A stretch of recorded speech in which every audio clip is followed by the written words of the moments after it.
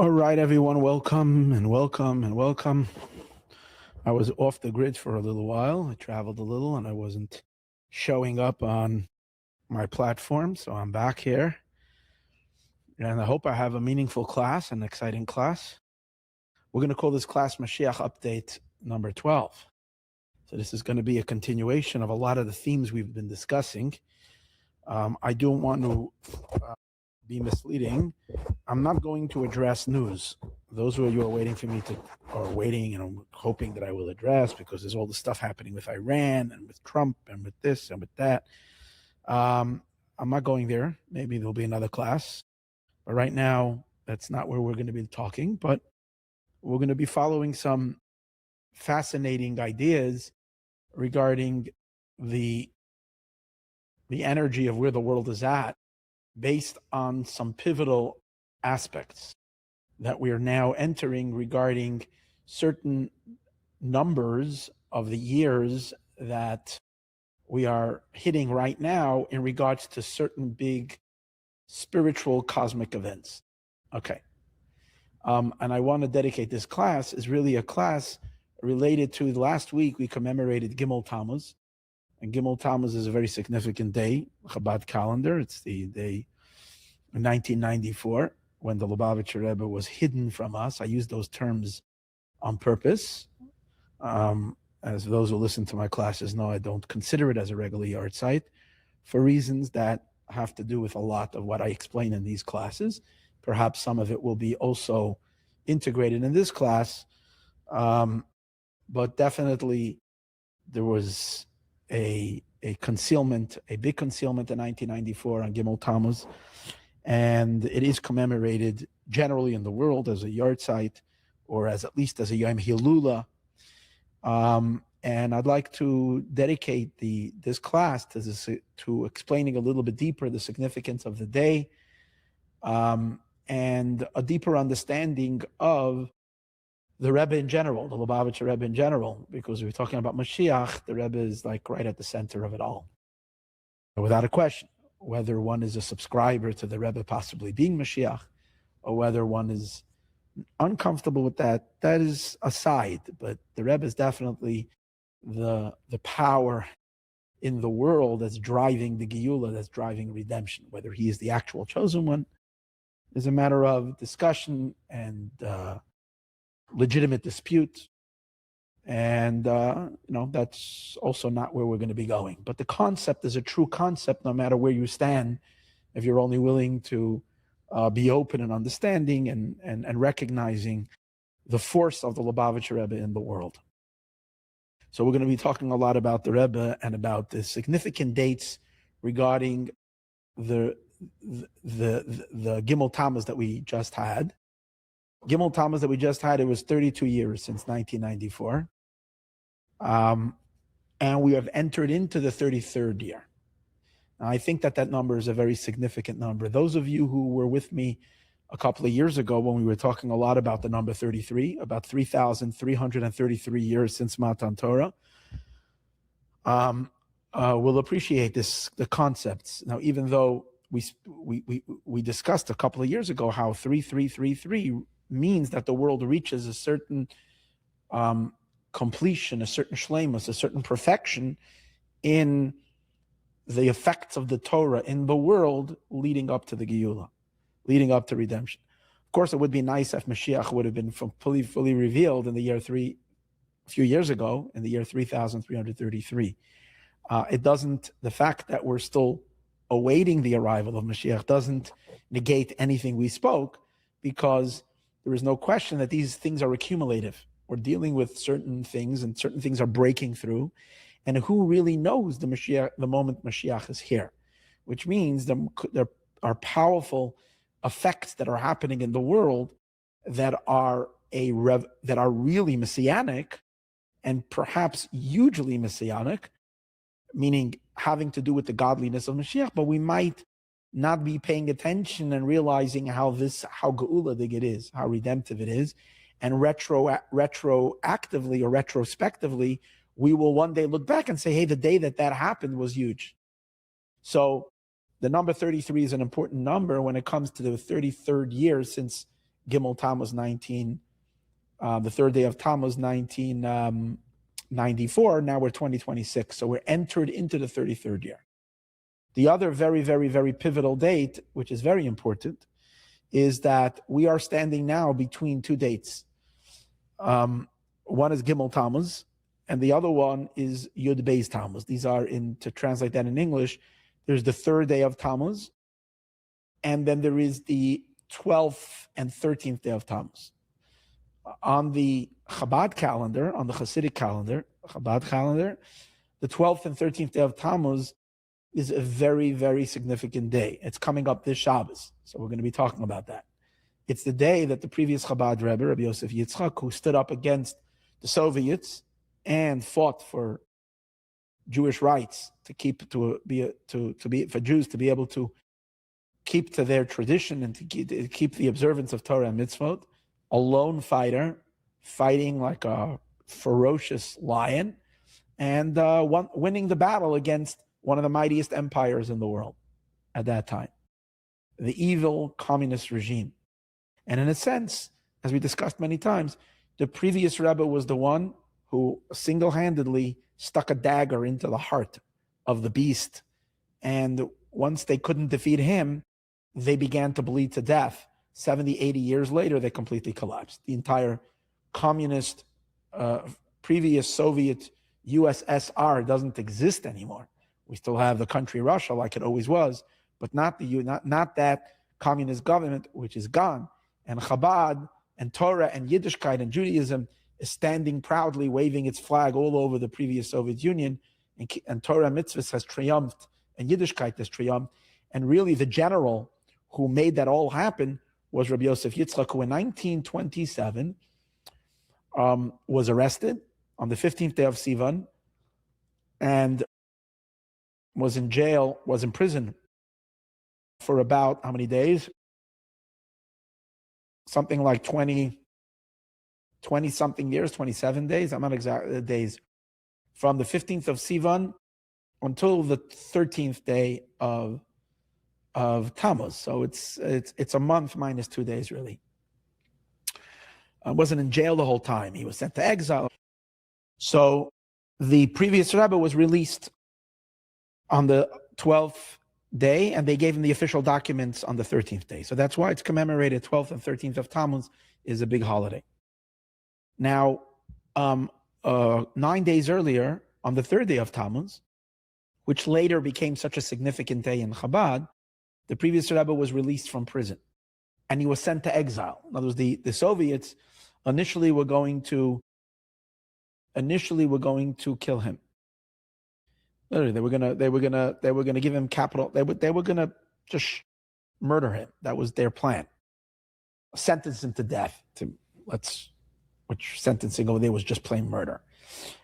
They reversed it, and then they planned on giving him 10 years labor camp, which would have been catastrophic. Then they switched it for 3 years exile, which they were going to send him away in the boondocks, so in the middle of nowhere land. Russia is so big, you can send someone away into a little, you say in Yiddish, a favarf and a derfel, some little town, not even a town, a little village in the middle of a mud village, a primitive village. That's where they were sending the place called Kostroma. So they were sending the previous Rebbe there for 3 years. And the point was they would disconnect him from his entire network, and he would kind of be incapable of doing anything. And then, so they sent him off there. He went there by train. And then he arrived there, and then a week later, they liberated him completely. So the beginning of the previous Rebbe's redemption was on the third day of Tammuz. So from 1927 till 1994, before Gimel Tamuz got its current meaning in Chabad as a day, as we discussed earlier, which is this day of, whether, as we mentioned earlier, some see it yahrzeit, this, that, whatever. Again, it's a day that it's part of the Mashiach confusion that is all mixed together.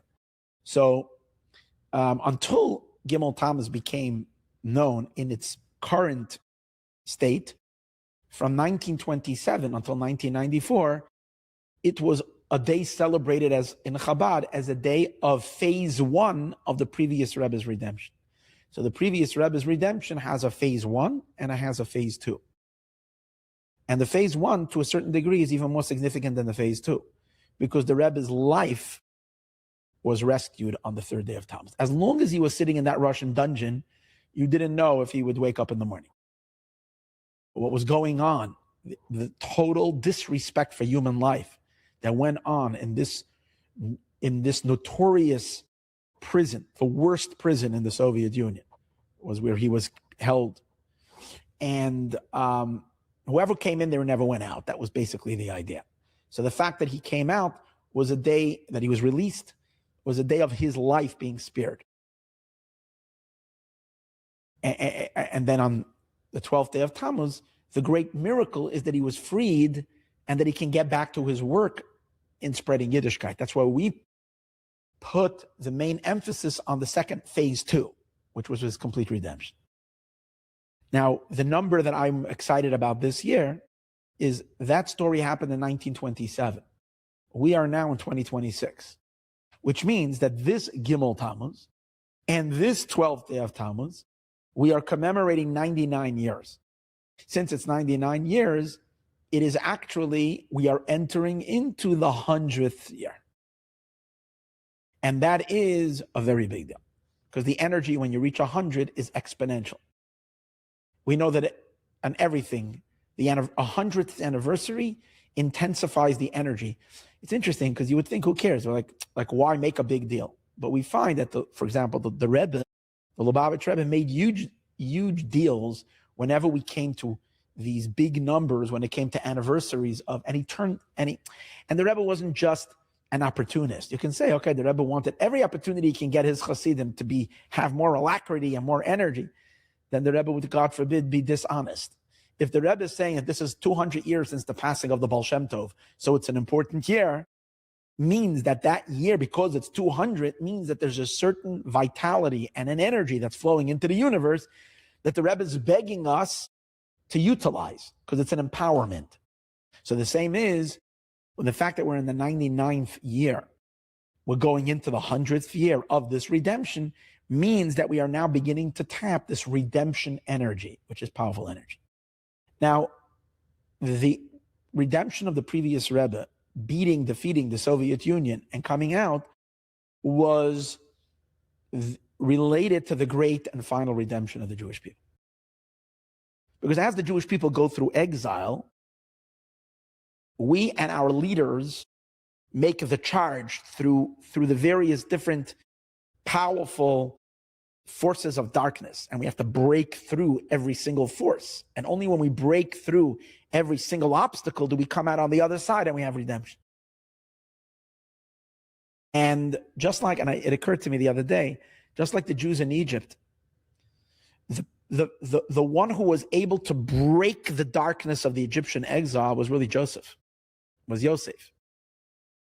By him coming out of the dungeon in Egypt, by Paro taking him out of his own prison, and then rising to being the king over the viceroy over Egypt, that power later became the power of the Jewish people to come out of Egypt and to take the wealth of Egypt with them. So what happens to Yosef later happens to the rest of the Jewish people. Yosef is the leader, and he leads the Jewish people into redemption.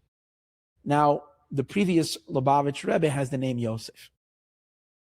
And it's not a discussion for right now, but he represents the same dynamic energy of the original Joseph in Egypt. Everything about his life mimics Joseph.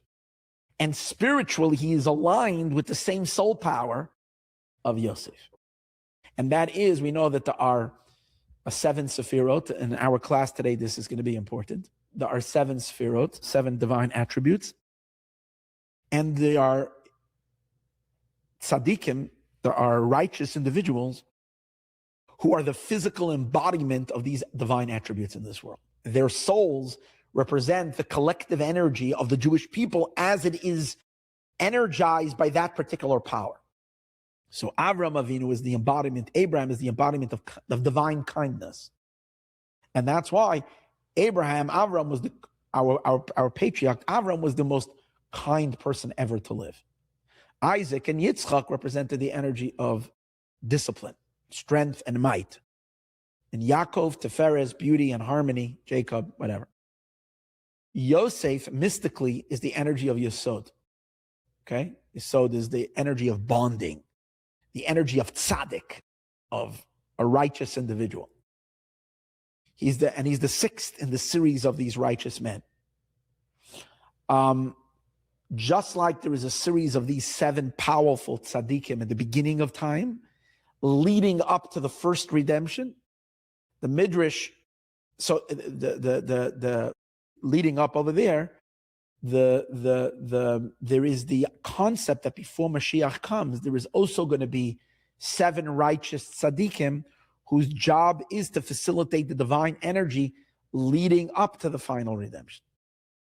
In that sense, the Lubavitcher Rebbe said it's the 7 Chabad Rebbeim, beginning with Rebbe Shneur Zalman of Liadi, culminating in the Rebbe, in the one that we know as the Rebbe, Lubavitcher Rebbe. So his father-in-law is number 6, and his name is Yosef. And if you look in his life, you see that he's got the same energy as Yosef Atzad. Therefore, when the previous Rebbe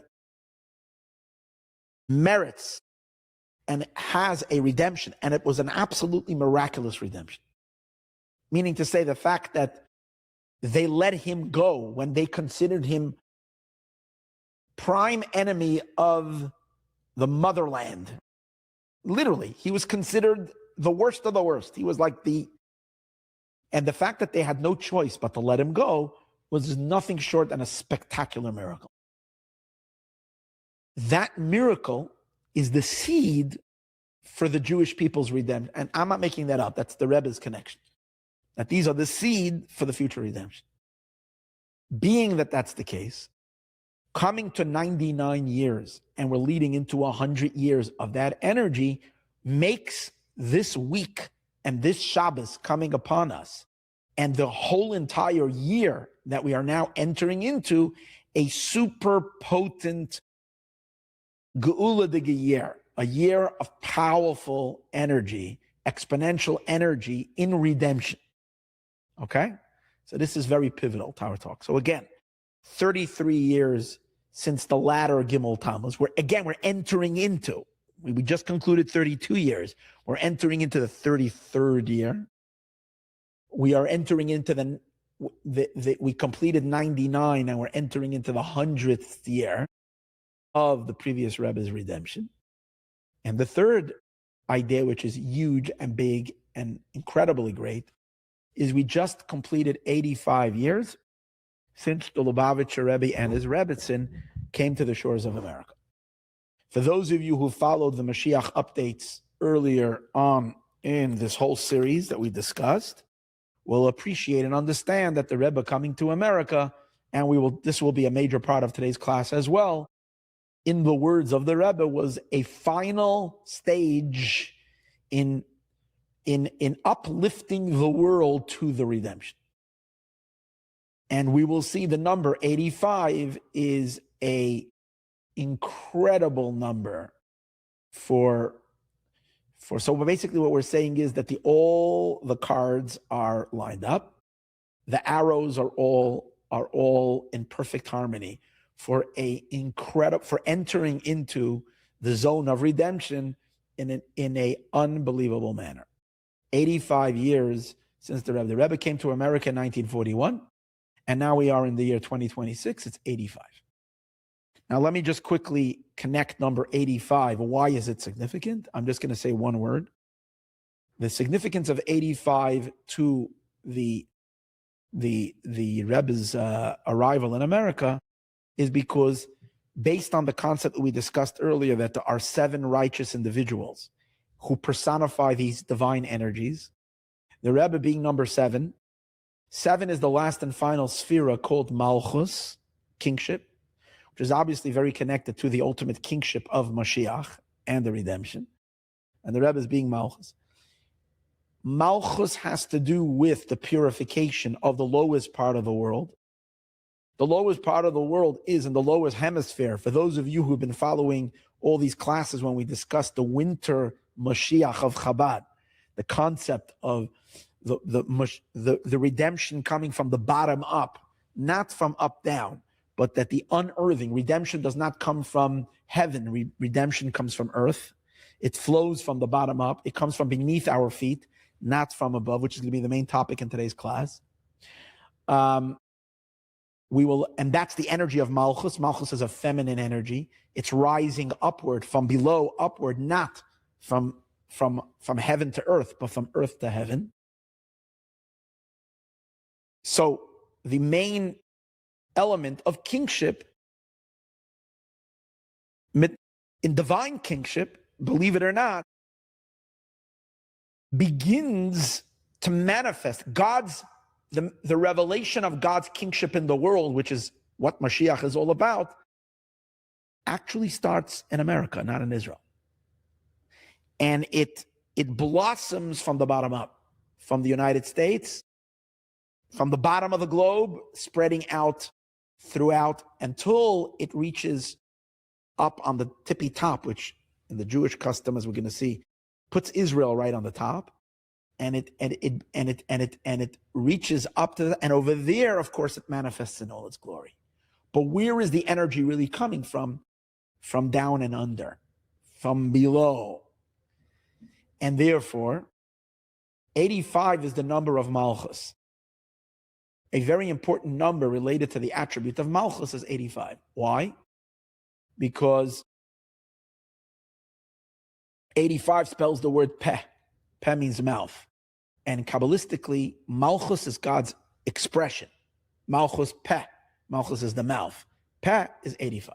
So the numerology, which leads us into, after 85 comes 86. 86 is the name of Elohim, which the name of Elohim is the name of Malchus. One of the names of Malchus is Elohim, 86. So we're in the year 5786 now, but we are entering now the 86th year since the Rebbe has been in America doing the work of lifting the world up from the bottom up. So when you take these dynamics all together, 85 years since the Rebbe is in America, 100 years since the redemption of the previous Rebbe, and let me throw in another nugget, we're entering the 99th year. Sorry, we completed 99, we're entering into the 100th year. Now, it gets a little exciting, because what's 100? What's the hundredths? If you're counting numbers from 1 to 100, and you line them up mystically, we spoke earlier that there are 7 divine attributes, but that's the 7 emotions. If we actually take the entire system and we look at what we call 10 Sefirot, including the 3 intellectual attributes, there are 10. And every single attribute has all the other 10 inside of it.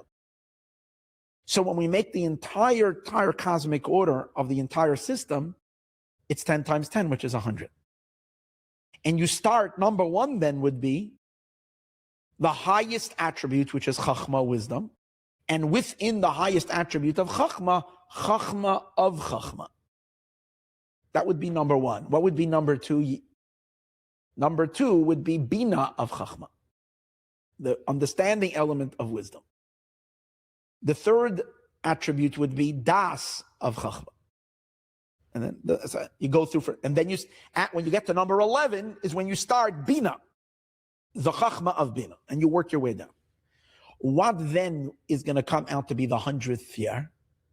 Malchus of Malchus. Malchus of Malchus means, really,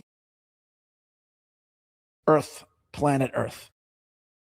Final and complete manifestation on Earth, where godliness is no more hovering, not even 1 inch above the earth, but that godliness has actually permeated earth. And as we're going to see soon, not only has godliness permeated earth, but when godliness permeates earth, it explodes, and the power is unearthed, and the energy flow that comes shooting up like geysers from the earth upward is infinitely more potent than all the light that has been descending from heaven to earth throughout all of time. It's called rebounding light. And rebounding light, or choser, returning light, which comes from the feminine element upward, is inconceivably greater and more powerful. When you finally get to the malchut of the malchus, that's when the party begins. And that's Mashiach. So what I want to make a suggestion is as follows. Redemption, Yud Beis Tamuz, the power that activated and released the previous Rebbe from his incarceration in Soviet Union, it was a miracle. If it was a miracle, it comes from outside the system. Miracles don't come from within the system. The system is the system that produces nature. So a miracle, in the truest sense, if you really want to look for the root of a miracle, it's from outside of the system. In mysticism, that means it comes from Keser, from the crown. The system begins from Chachma, from intellect and emotion. 100 is part of the system. 101 is above the system. So therefore we will say like this. The miracle of the previous Rebbe comes from above the system. It's the energy of redemption. But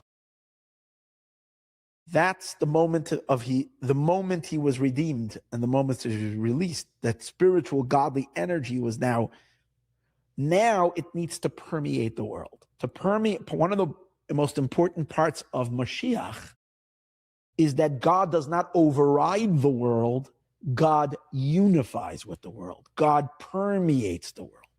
Everything in the world becomes permeated by the redemption energy.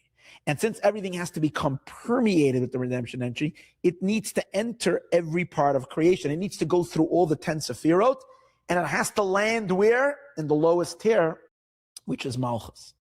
And in the Malchus itself, it has to reach the Malchus of the Malchus. When does it reach the Malchus of the Malchus? When we reach when we complete 99 years and we enter into the 100th year. So 85 years of the Rebbe is Malchus, king in America.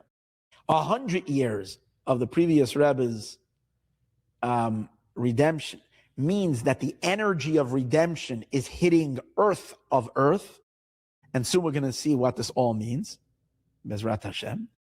And finally, it leads us to the 33rd year since Gimel Tamuz, because I'm just going to say just a short little nugget so that I don't leave you without anything, even though I don't have time to really explain that, but just a little something, which I thought possible. Again, these are my own thoughts. I'm just bouncing these. This is what's been bouncing in my head since a week ago. The significance over here is that one of the qualities of Malchus is that she has a lot of judgments. And Malchus is a lot of constriction, is a lot of judgment. The kingship is built on a lot of harshness. And that's where in Malchus, there could be a lot of negativity can latch onto it. And it's the most constricted, limited element of the divine. And precisely because it's the last and most constricted, God, the most potent energy is there. That's going to be the subject of the class. We're going to speak about that soon. We're going to get to it. But along with Malchus comes a lot of constrictions and a lot of dinim. When you fix that, in other words, and therefore Malchus needs a sweetening of judgments. There's always judgments in Malchus. You need to sweeten the judgments. The number 33 is the number of sweetening of judgments. So I will dare to say that the 32 years of concealments and darkness is all part of the constrictions of Malchus that we've witnessed in the last 32 years. It has to do with the blood related to a woman by childbirth. When a woman gives birth to a baby, so if she gave birth to a boy, for 33 days, she sits in her blood that's called pure blood, but it's called, and she can't touch anything holy.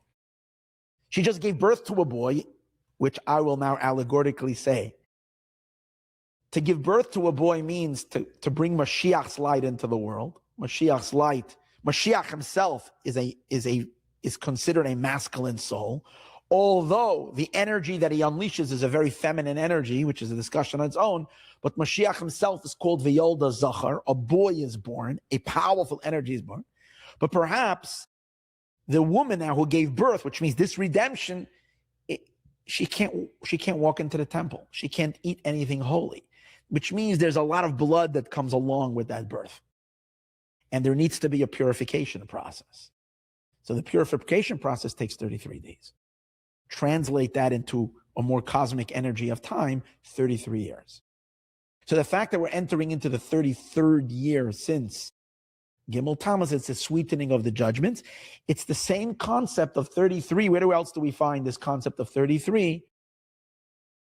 By Sfirat HaOmer. Pesach, the Jewish people are born also. There's a cosmic birth that happens by the first redemption. When is that? Passover. What do we do for 33 days after Passover? Sfirat HaOmer, we count the Omer. And we know during the entire Omer period, there's a lot of judgments in this world. That's why we don't listen to music, we don't make...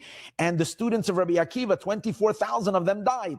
It's a very, very intense, difficult period of time. Really, it should be all 49 days of the count of the Omer, which is all about this, related to the birthing, related to the Malchus element. And what happens? We know that at the time after 33 days, we hit the music, we dance, we sing, we celebrate Lag BaOmer. 33 is the sweetening of judgments. Take that all into the pot, stir it all in together here. 85, 100, plus the 33. I'm seeing an incredible cocktail of redemption right over here in the mix of it all. Now, for those of you who are in tune, when you're watching global news, what's going on with Iran, with a deal, with a thing in it, I don't know. I'm not a prophet. I don't know what's going to be. I'm not. I just see the pot is cooking. Stuff are going on. And as we're entering into this period, so I'm not too concerned. I'm feeling very confident that we're moving in a very, very good direction. Although not everything always seems that way or looks that way. It looked like evil was almost destroyed. Now they're making deals with it and stuff. Now, what's Trump doing? What's going on? I don't have the answers. I'm telling you, I don't have the answers. But I do sense that, yeah, of course, something intended, surprises are awaiting us now.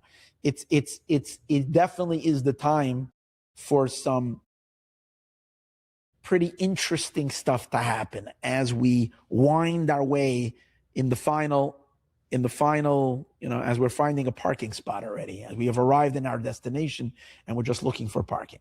That's where I'm sensing this energy right now, as we shall still see. Okay, now to make sense of everything I just said, to give a little bit more explanation to this whole idea, and what does this all mean besides numbers? What does this mean fundamentally and essentially? And how do we understand I'm making this class all about the Rebbe and all about the revolution of the Lubavitcher Rebbe, where he's taken us and where he has taken the world? Okay. So to understand this, I want to bring out one more interesting point, and I want to connect it to last week's Torah portion, Parshas Korach, because Gimel Tamuz comes out always in the week of Parshas, not always, but many, many times in the week of Parshas Korach. So I want to point out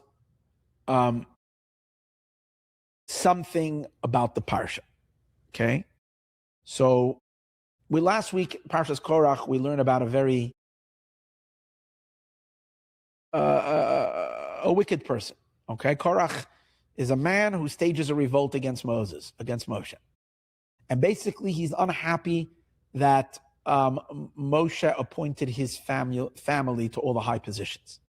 And he feels that his honor and the honor of the other Levites who should have been first in line to receive certain positions, they were kind of sideswiped or and he complains.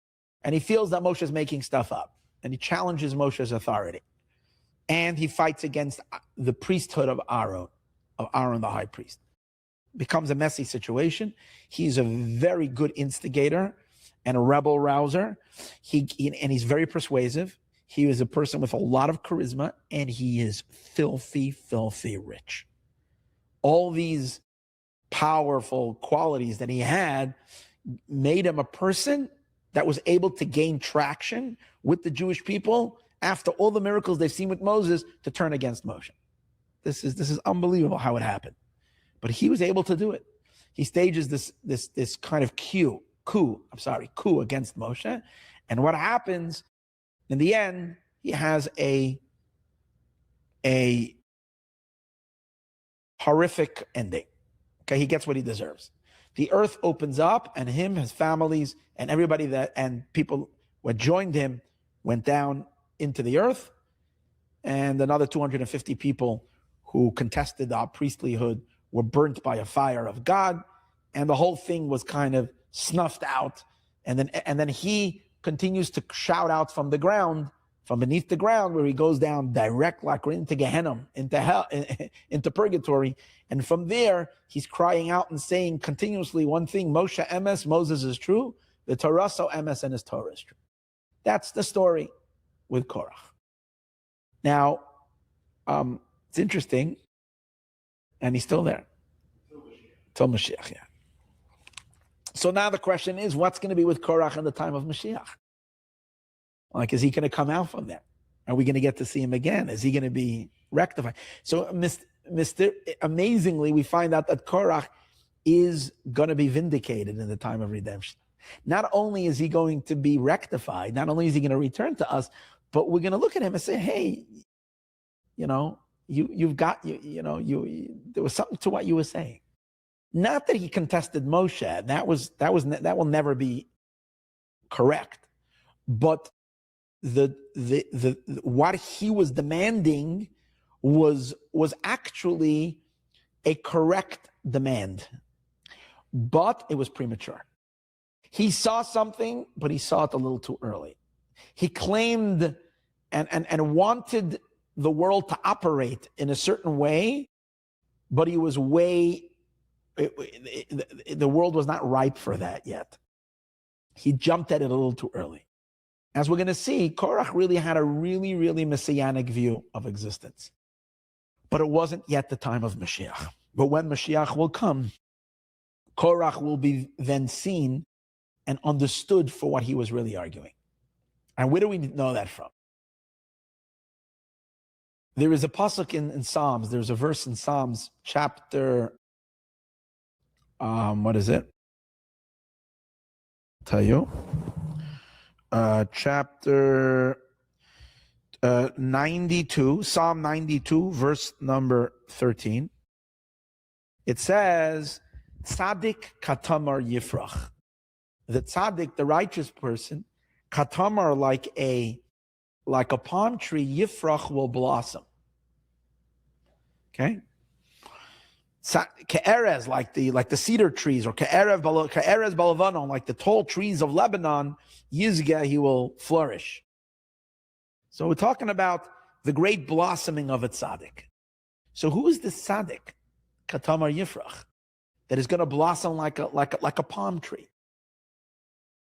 So there's a great secret that was revealed. I'm not sure who was the originator of the idea. Maybe the Ari, the holy Ari, Rabbi Yitzchak Luria, or maybe the Magala Amukos, but I have a hunch. I didn't get a chance to look it up. I have a hunch.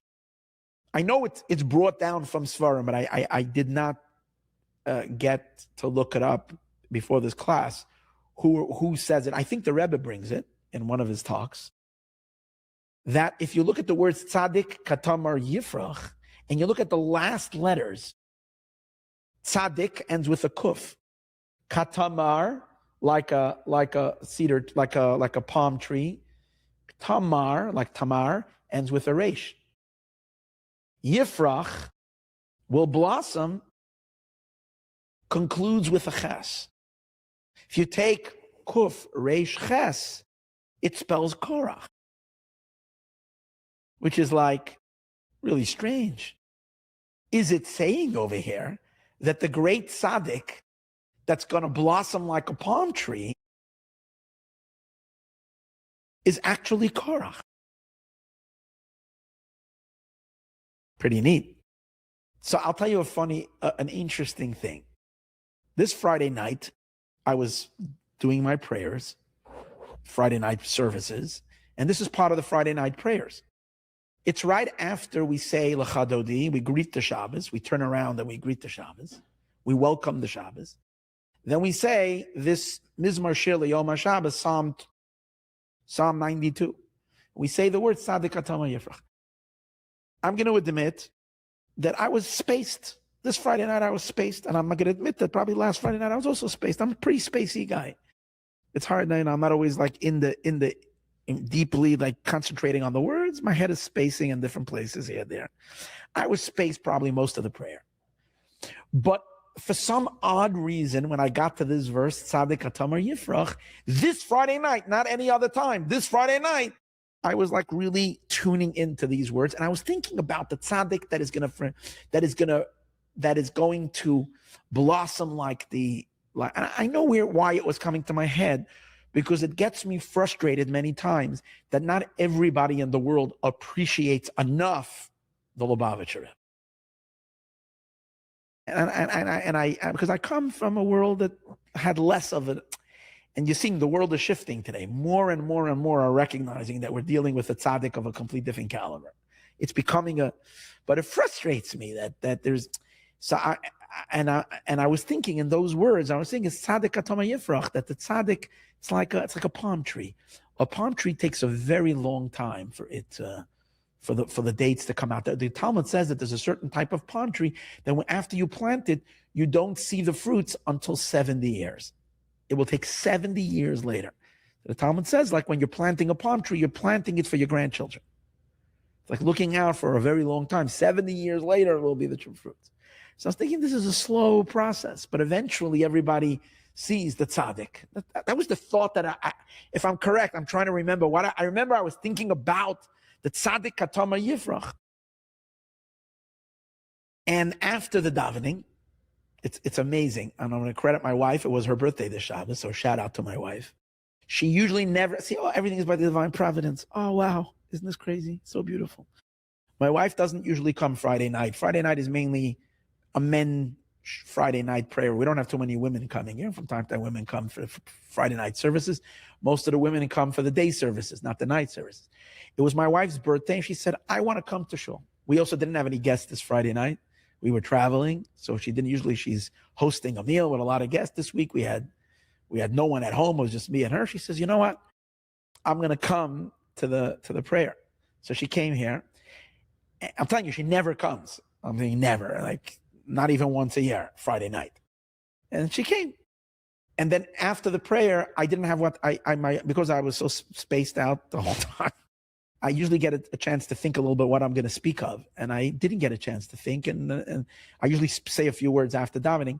And I scrambled to say something. And this never happens. I usually say a teaching that comes to my head, like an inspiration, a thought of inspiration comes to my head. And I had no thought of inspiration. The only thing I had was a question. I scrambled, I came up with a question. And my question is, how can you call this Shabbos Korach? It's such a antithetical theme. Shabbos is so peaceful. Korach is such a troublemaker. He's a man of strife, of war, of hatred. How can Shabbos be Shabbos and Korach? It's like every Shabbos takes the energy of the parsha. What's the energy of Korach? So I said, I don't have an answer. Let me at least pose the question. Maybe tomorrow people will come back with the answer. As I finished asking the question, my wife calls me and she says, I come from the ladies section. She says, come on over. And she points to me this pamphlet that she read. And over there it says, on the words, Tzadik Katamar Yifrach, that the end letters is Korach. So she says, Korach is not such a bad guy like you think he is. So you'll see why it had to come from my wife, not from me, because it's a feminine energy, this energy. It's that. It all fits. Tzadik Katamar Yifrach. Okay, so this is where I identify. And I said, wow, that's so good. And then it clicked into my entire thesis that I was so excited about, because I spoke already about this last week. I gave a big talk in Crown Heights for the women, and I spoke this concept, but this like Just came right into it, as we'll soon see. Okay, so now,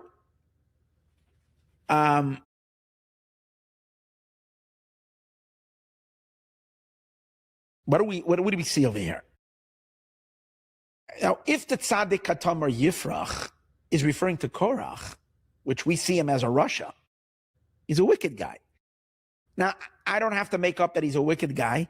There is very few people that the Jews, that the Torah openly refers to the person as a rasha, like a wicked person. When it comes to Korach, Moshe tells the Jewish, God tells Moshe, God calls him wicked.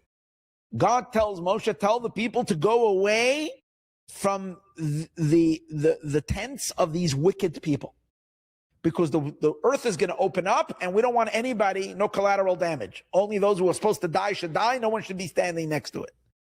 He gave a warning, and he says, Siru, go away, me'aholi, from the tents, anoshim harishayim, from these wicked people. And what's the antithesis to a tzaddik? A rasha. A rasha is a wicked person. A tzaddik is a saintly person. So if God calls him wicked, how can we say tzaddik katamar yifrach, that the tzaddik that's going to blossom like a palm tree is Korach? Doesn't make any sense. The answer is, that's why he's not hinted to in the first letters. He's hinted to in the last letters. And that's a very significant thing. We know sometimes the Torah puts clues. Most of the time when there is a clue in words, by using what we call a system of acronym. Acronym means that the Torah places a code in a sequence of words by finding the first letter, and the first letter spells something out. It's called Rashi Tevas. The first letters. And that's most of the codes that we're familiar are called Rashi Tevas. From time to time, we find a code that is encoded not in the beginning of a word, the first letters, but in the last letter. Tzaddik katamar yifrach spells Korach, but in the last letters, not in the beginning, not in the first letters. You know what that means? That means that Korach being a tzaddik is only in the end. That means it's going to take all of history until we reach the final moment of history when we suddenly will find, Korach is a tzaddik. Because his idea was righteous, but it was premature. It belonged to the end of days. It belongs to the final time, to the end game. Korach is a tzaddik when? We might say, this is a cool one. This is cool. I have a lot of fireworks today, so I'm very excited. In the Hebrew alphabet, there are many letters that are double. 5 letters that are double. They're called Menatzpach. Mem, Nun, Tzadik, Pei. Or Mansapach, some people. Someone was telling me I'm saying it wrong. I said, then I would say Menatzpach. He says Mansapach. Okay, let it be Mansapach. Mem, Nun, Tzadik, Pei, Chaf. They're all double. Now, the way we refer to and what's the difference? Why are these letters double? Because some of these letters are double. Now, the letters are double because when you use the second version of the letter is only used when the letter is used in the end of a word. So if you use the letter tzaddik, if the letter tzaddik, for example, or the letter pei, appears anywhere in a word, the first letter, second letter, third letter, fourth, fifth, sixth, whichever, you'll use one shape letter. But if it appears as the last letter of the word, it will be in a different shape. That same letter has a different shape. That's called those are by those 5 letters, Menatzbach. It's not there's no difference in pronunciation. It's just the form of the letter, the way it's written. So one of those letters is tzaddik. So it makes the sound, TZ sound, okay? And it's one of the letters. Now tzaddik also is a tzaddik. And therefore we refer to the first tzaddik as a regular tzaddik as tzaddik. And a tzaddik at the end, in Hebrew we say tzaddik sofit, a concluding tzaddik. I think that's what they call it in Hebrew. But in Yiddish, it's called an end tzaddik, which would mean in English an end tzaddik, which I'm translating to mean a tzaddik who's only find out that he's a tzaddik in the end. So Korach is the end tzaddik. He's not the tzaddik. Throughout all of history, he's a wicked guy. But in the end, he will be a tzaddik. Who is going to reveal that Korach is a tzaddik? The end. Moshiach will reveal that who's the ultimate tzaddik? Mashiach. And Moshiach will reveal how Korach is a tzaddik.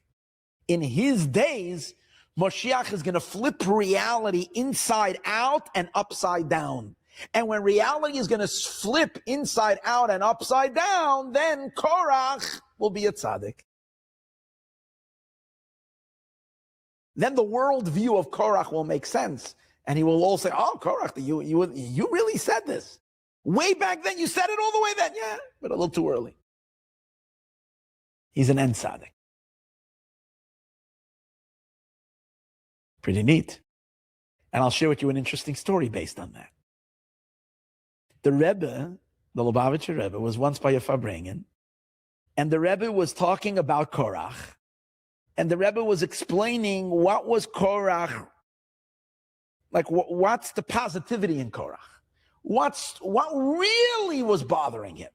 Because if you read the story plainly from the more superficial understanding, he was just a bitter person. He was an angry person. Why? He wanted everything for himself. It wasn't enough that he was crazy wealthy. It was not enough that he was one of the people who carried the Aron. He was a great man. He was one of the people who had the honor of carrying the Holy Ark. The only 4 people that were honored with carrying the Ark. Korach was honored with carrying the Ark from the Levites, but that wasn't enough for him. He wanted everything. So you look at him just as a person who's arrogant and he never has enough. But the Rebbe says, no, there's something much deeper here.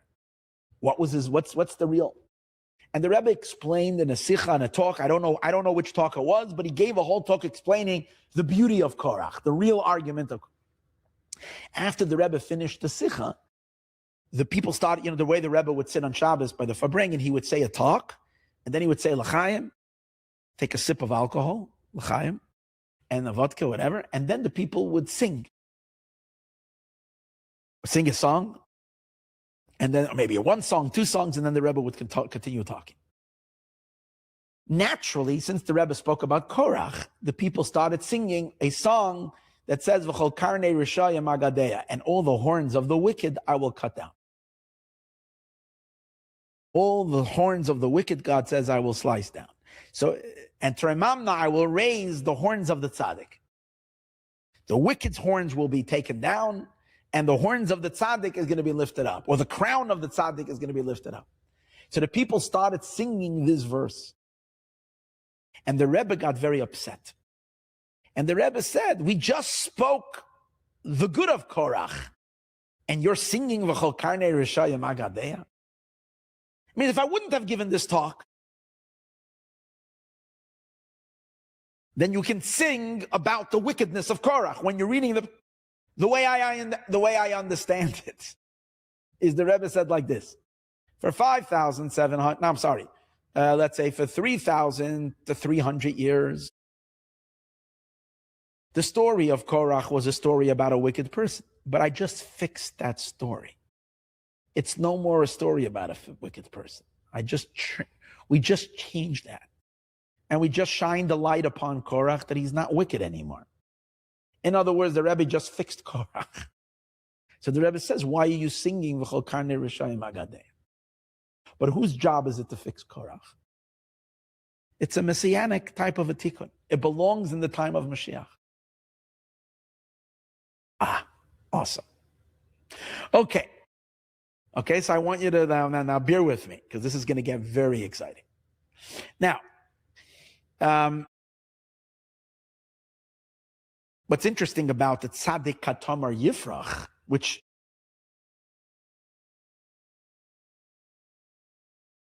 is, again, we said, is hinting to Korach as a tzaddik in the end of days, we find that verse actually alluded to in last week's Torah portion, what seems to be total antithetical to Korach. Let's see in a moment. You see, after Korach staged his revolt against Moshe, after he completed his revolt, and the catastrophe happened, a bunch of people died. The Jewish people still continued contesting Moshe. Now they blamed Moshe for killing 250 great men, because all those people offered up the incense, the ketores, the spices, by Moshe's suggestion, and they died. So the people now turned against Moshe and said, you killed the people of God. Amasha, you're responsible for their death. Can you imagine that? The people are like, what's with these people? And that caused a plague, and hundreds, thousands of Jews died in a plague, because they were getting, God had enough. Like, it's a crazy story, but a lot of people died. Till Aaron was told to run out with the ketores, and it stopped the plague. Then God says to Moshe, okay, listen, we got to do something that the people should realize, that whatever you're telling the people is coming from me. I'm the one who's choosing the high priest. I'm the one who selected. It's Moshe not making it up. So God tells Moshe to do a demonstration for the Jewish people to show the validity of Moshe's appointment of his brother Aaron to be the high priest. Again, that was the main point, contested point. So we needed to prove that Aaron is really the high priest. What did Moshe say? He told all the people that everybody should give a staff. He collected a staff from every prince, from every tribe. And he took these staffs and he put them into the Holy of Holies. Okay, when no one is allowed to go in the Holy of Holies, in the tabernacle, next to the ark, he put these 12 staffs. He left them there overnight. He came back in the morning and he brought all the sticks out, and everybody, and each one was written on it, the staff, one was from the tribe of Reuven, one was from this tribe. And when Moshe brings out the staff of Aaron was blossomed with beautiful almonds. It had flowers and buds, which fell on the floor, and Moshe gathered them up, and it had almonds blossom flowing. It was just a stick, a disconnected stick, and it didn't even come from an almond tree. And yet it blossomed almonds. And this was a sign that God chose Aaron. This almond stick was placed in the Holy of Holies, and it stayed there for all time. It was hidden when the ark was hidden before the destruction of the second temple. When they hid the ark, they also hid this staff. This staff still exists somewhere, and we're going to see it again with Mashiach. So now here, listen, this is great. Awesome. The word that God uses when God, the word that God uses when God instructs Moshe to make this demonstration is he tells the Jewish people, it wasn't just that he brought out the flowers. He told the Jewish people the night before. He said, we're taking a staff from the people. We're going to put it in the Holy of Holies. I'm going to take out the staff. The one who God chose, his staff will have blossom, because only God can make a dead stick blossom like a tree. And Moshe brings out Aaron's staff, and that's the one that is all blossomed. So when God instructs Moshe to do that, he says, V'haya ish, it will be the person, Asher evchar bo, that I will choose him, Matehu yifrach, his staff will blossom. It uses the word yifrach, blossom. There is a commentary on the Torah called the Baal HaTurim. So the Baal HaTurim is one of the codifiers of Jewish law, lived, I think, in the 13th century. Rabbi Yaakov Baal HaTurim. or maybe in the beginning of the 14th century. And he wrote a commentary on Chumash as well, but it's unlike all the other commentaries, it is full of homiletical, interesting codes and cool type of things that he.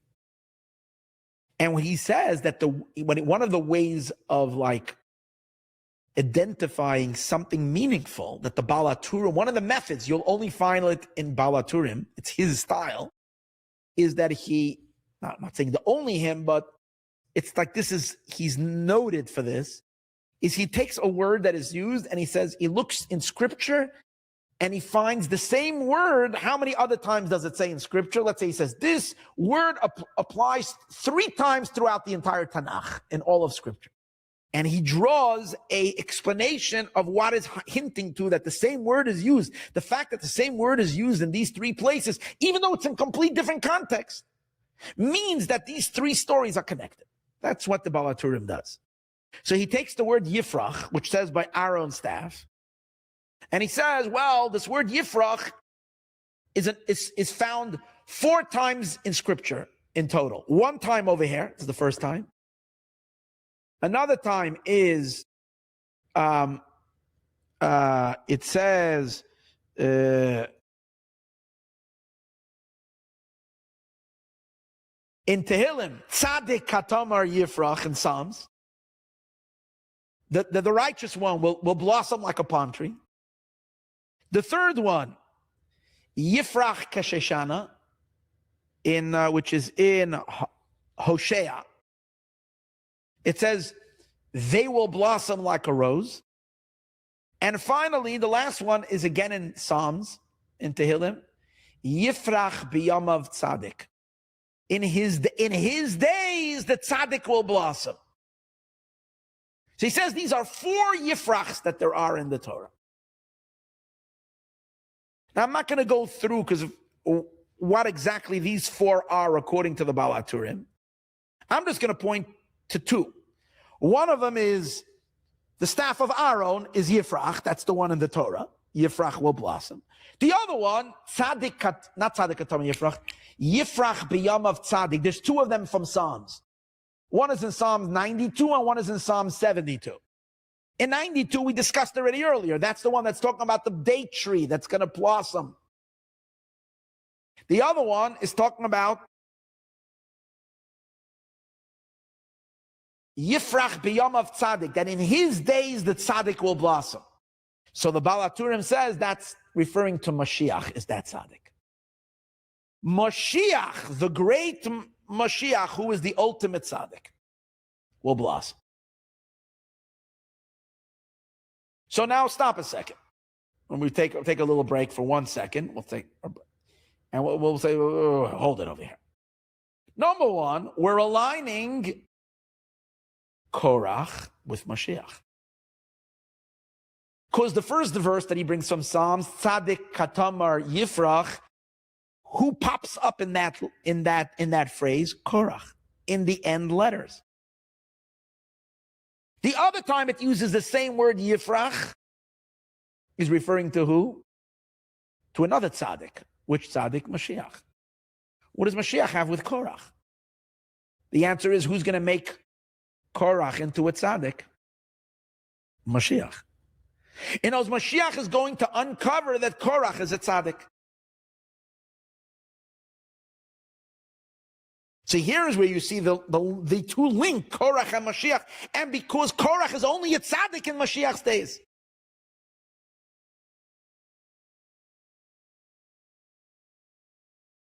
But here is where I have the big question. And here's the big question.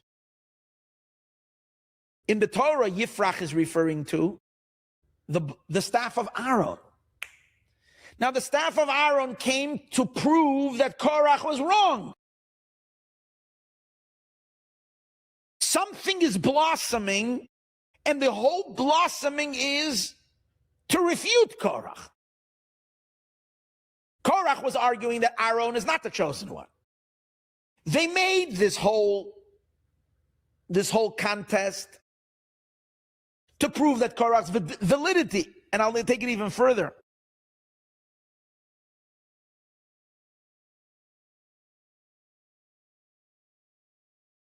I think over here,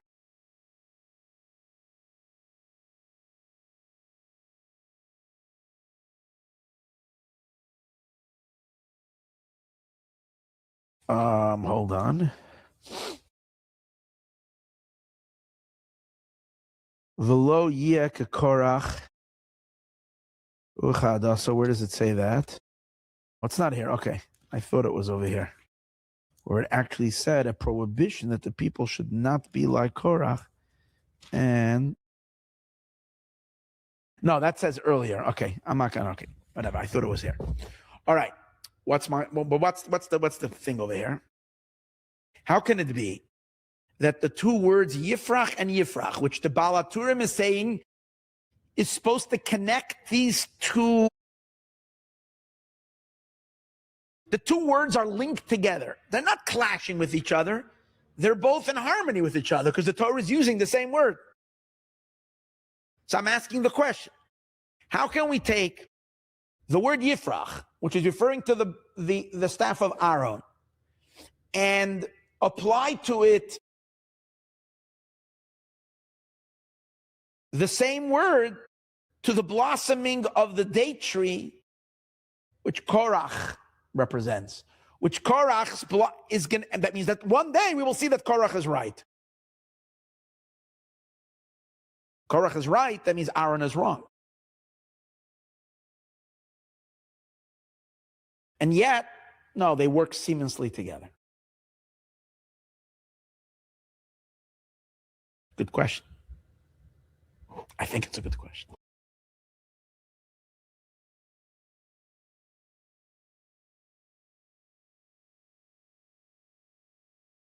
Wow. So it almost seems that the reconciliation between the staff of Aaron and the staff of Korach and the blossoming, the Yifrach, the blossoming of Aaron is proven right through a blossoming. One day, Korach will blossom like a date tree. The one that's going to reconcile it both is one man, that's Mashiach, who is Yifrach b'yam of Tzaddik. What does that mean?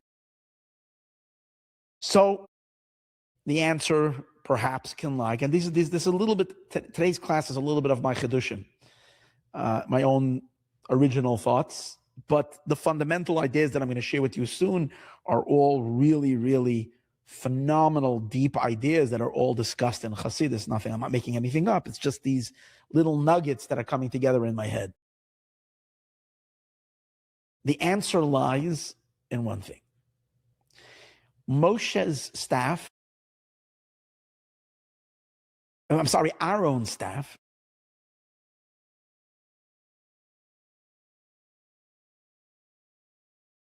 Aaron's staff, what did it blossom? What was the fruit that it blossomed? Almonds.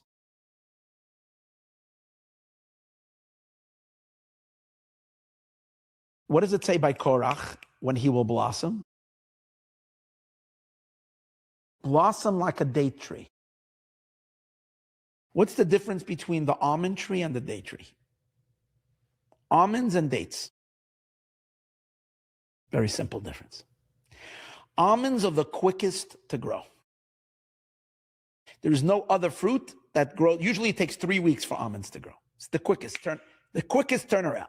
Over here, it was even quicker. It came out in one night. The whole process of the growing. The date tree is a very long process. The dates take, as we discussed earlier, the longest. If you want to find an example of someone who's investing in the future, putting his money in to thing, and it's not going to touch his stocks that he invested in for many, many years, putting into the retirement fund, that's the date tree. It's for a long, long later. And that's the end.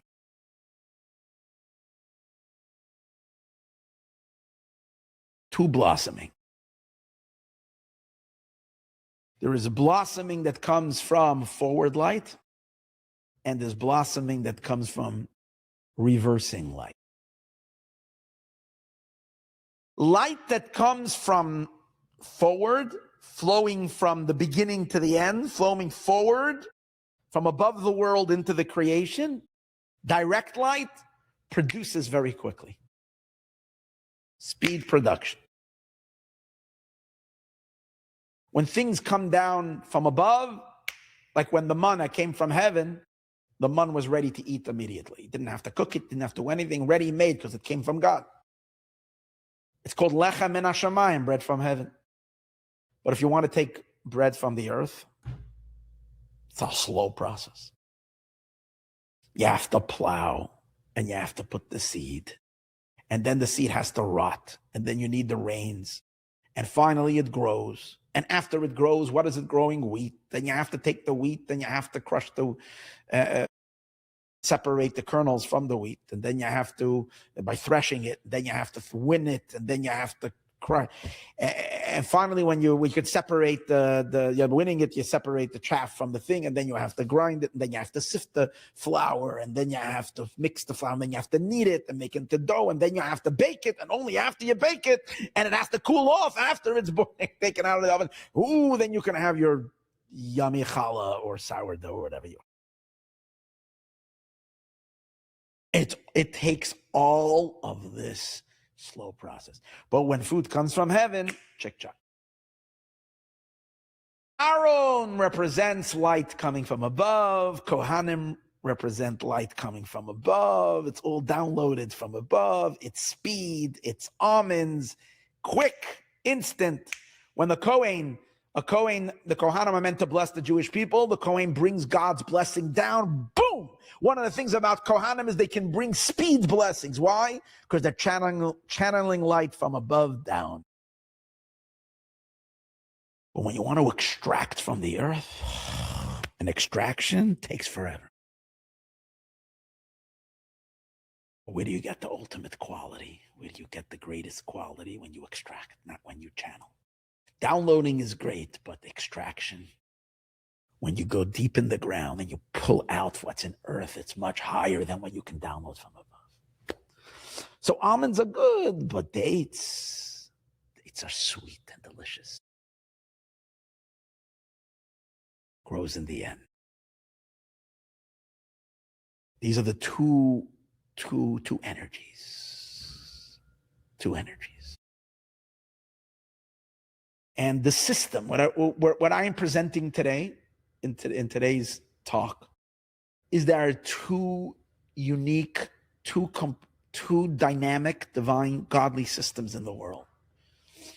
One is a flow of energy flowing from the beginning to the end. One is moving from heaven to earth and from the early time of existence, shining in from the creator to the creation.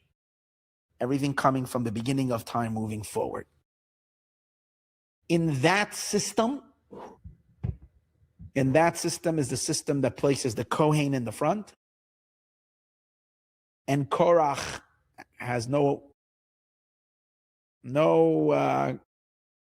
Korach is a wicked person in this system, as we're going to see. Korach tries to contest this. I'm not going to get into Korach right now. We'll leave them for that. But it's a system flowing forward energy. There is a complete other system where light and godliness is flowing in a reverse order. That the highest divine energies are shooting forth from the lowest point of existence, and they're going upward.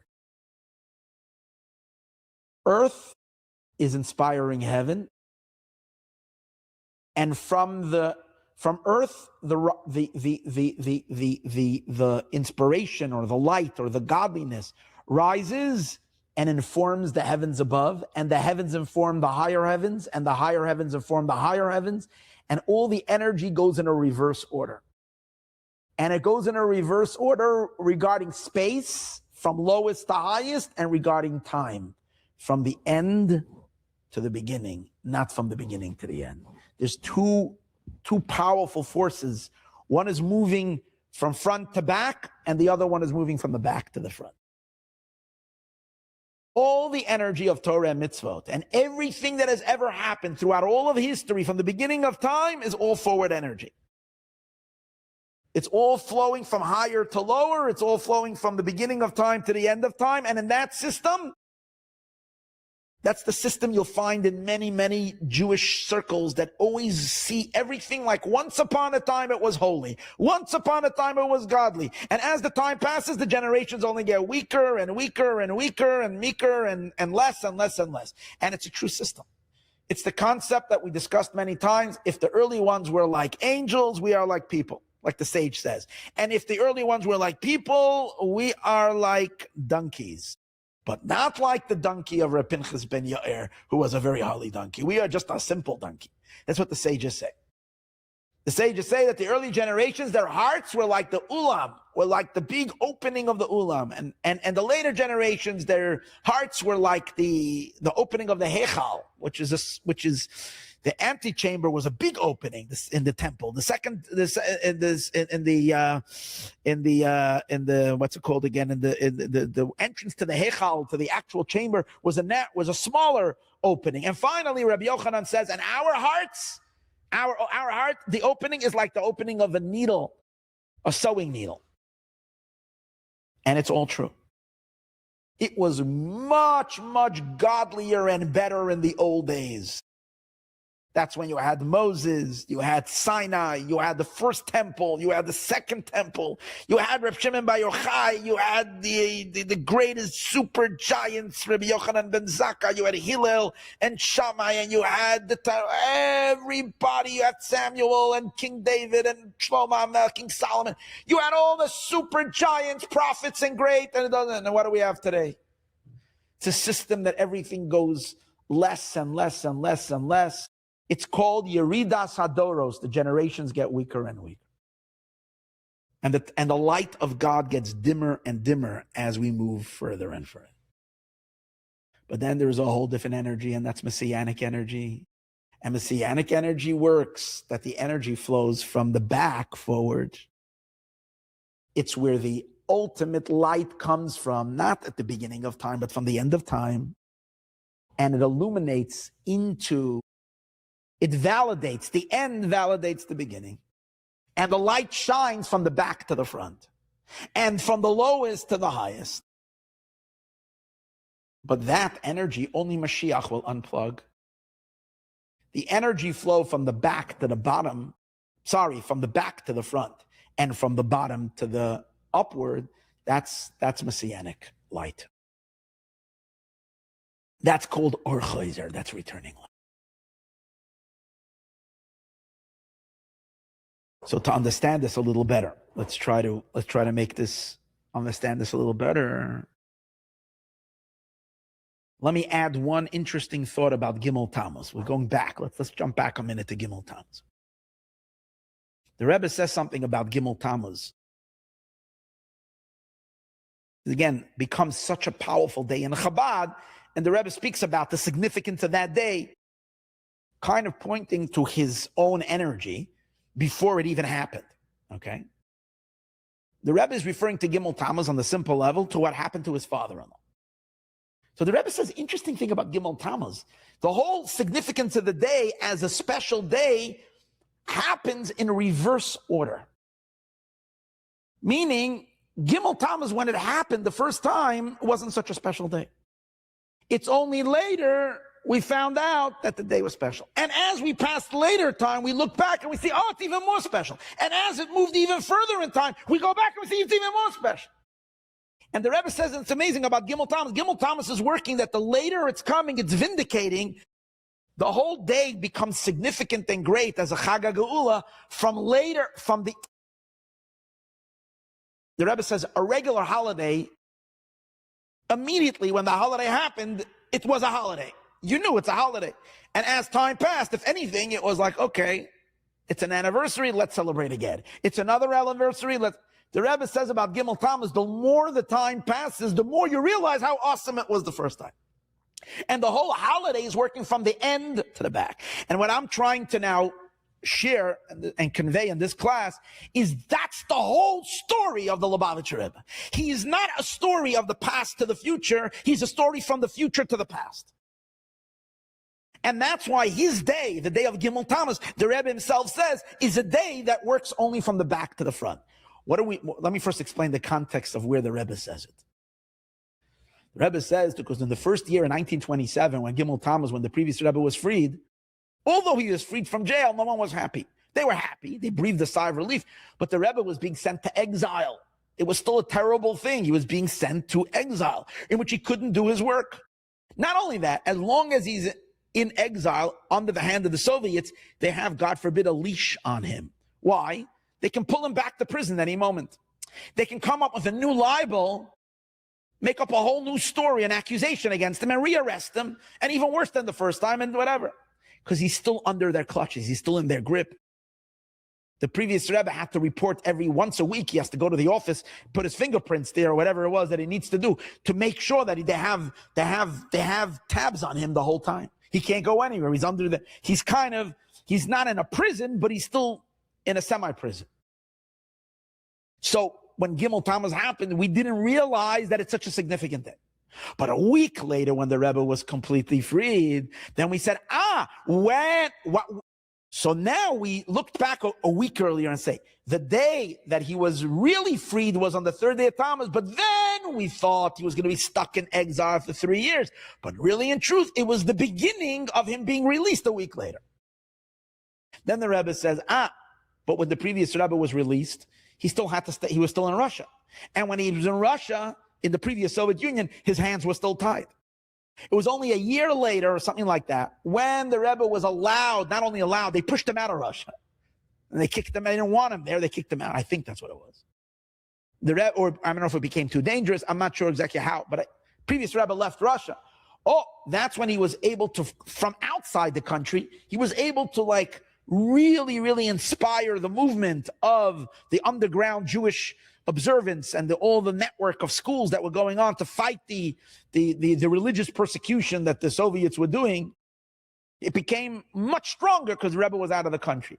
So then we understood really that Gimel Tamuz was even a bigger day, because it was the beginning of the day, not only the Rebbe going out of his prison, but he going out of the whole country and having the liberty to be able to do the work from outside and be much stronger.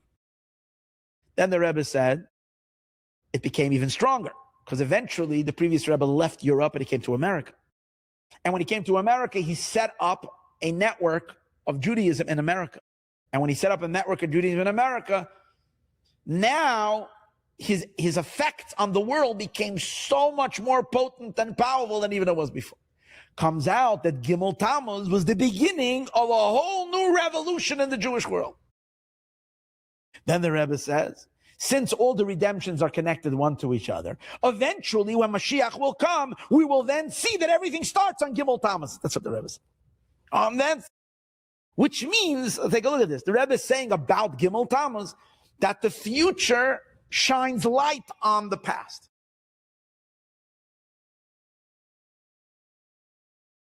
And where I want to take that now is that's not just, and Gimel Tamuz becomes the day that everybody says, the yard site of the Rebbe. And what I'm saying is, what is the day really? It's a day that didn't even happen yet. It's really a future, because the Rebbe is future.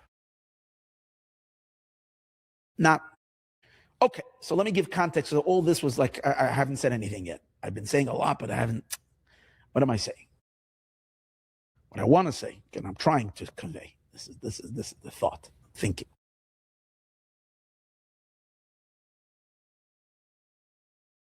The Lubavitcher Rebbe's biography is a reverse biography. It's not the biography of every person. Because a regular biography is a biography that moves in time from past to current to future. The energy flow is from when he's born, like a person, any person.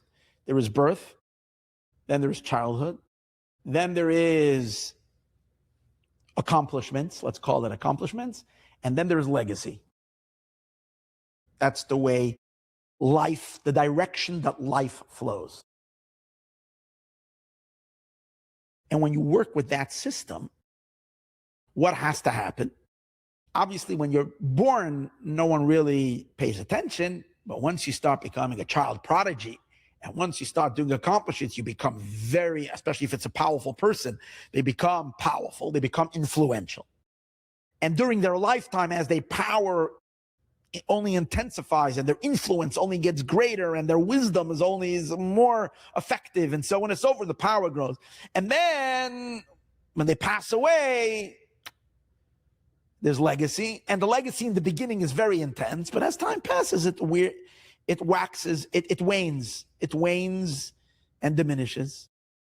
And as that's going to happen with anybody and any person, the influence of a person begins to wear off as many years pass, because there are other what we call it, celebrities that will come up. And when I say celebrities, I mean deserving celebrities, spiritual celebrities that will come and guide humanity and inspire people. So as influential as a person is after 50 years, by the time they get to 100 years, there's less influence. And then there's something very strange that we see about the Rebbe.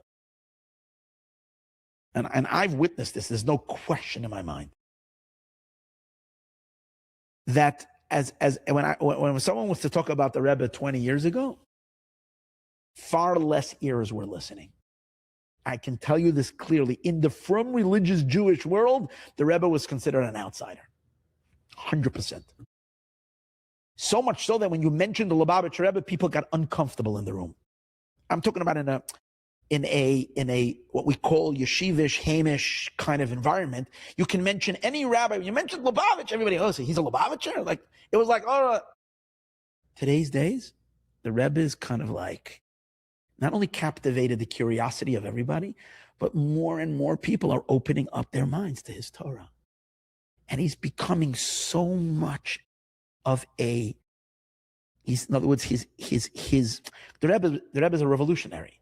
So because the Rebbe is a revolutionary, he was always like different than the rest of what we call the Torah world. And for a while, people kind of ignored the Rebbe very much. And Chabad did its thing, but Chabad was like a sidekick of the Jewish people doing its own thing. But as time is passing, the Rebbe is infiltrating so much the Torah world. And more people are beginning to realize, hey, this man had a message. And his Torah is like, wow. And let's start reading his Torah. And what does he say? And wow. And more people are being wowed by the Rebbe's understanding. But it's not only the religious world. It's in terms of the Jewish world as a whole. It's in terms of Israeli politics, in terms of global influence. You have today heads of countries that even had Trump that went to the Rebbe before Trump became president. You have Javier Milei from who looks at the Rebbe as his teacher and his mentor.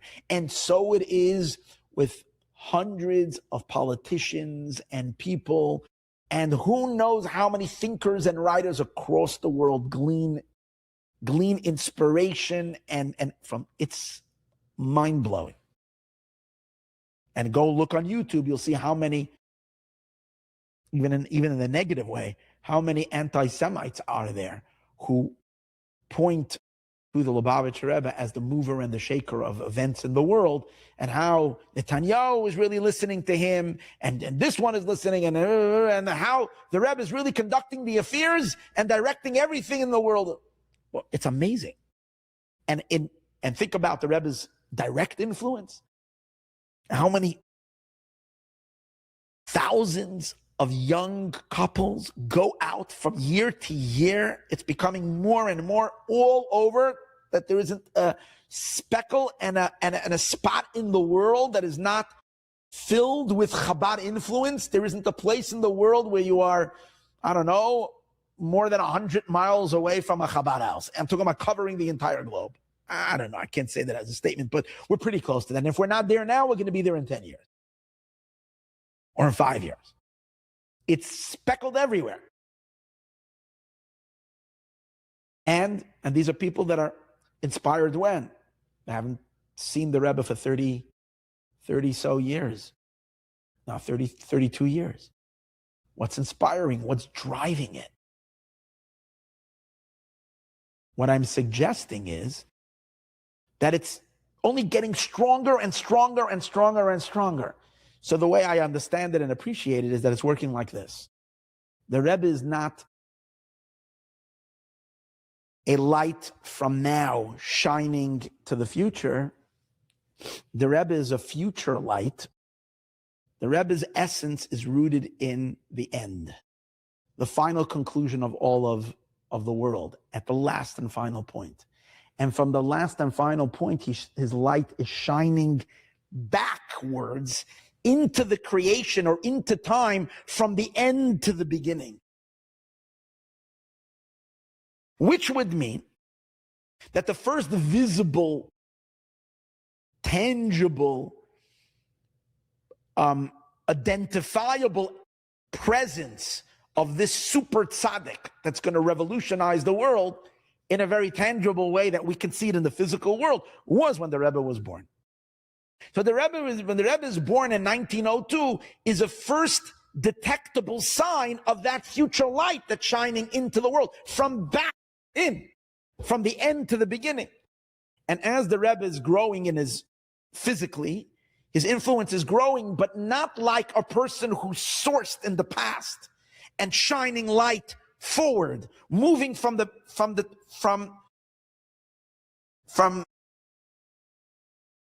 moving from past to future, but rather the energy is an energy that is coming, the light, the source of the light.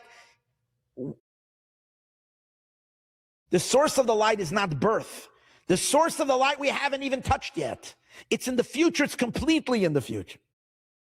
And that explains why, as we're moving further and further into time, we're actually getting more into the Rebbe's territory, more into his, and we're beginning to appreciate him more and more and more and more, and the world is feeling his energy more and more and more and more as we go into future.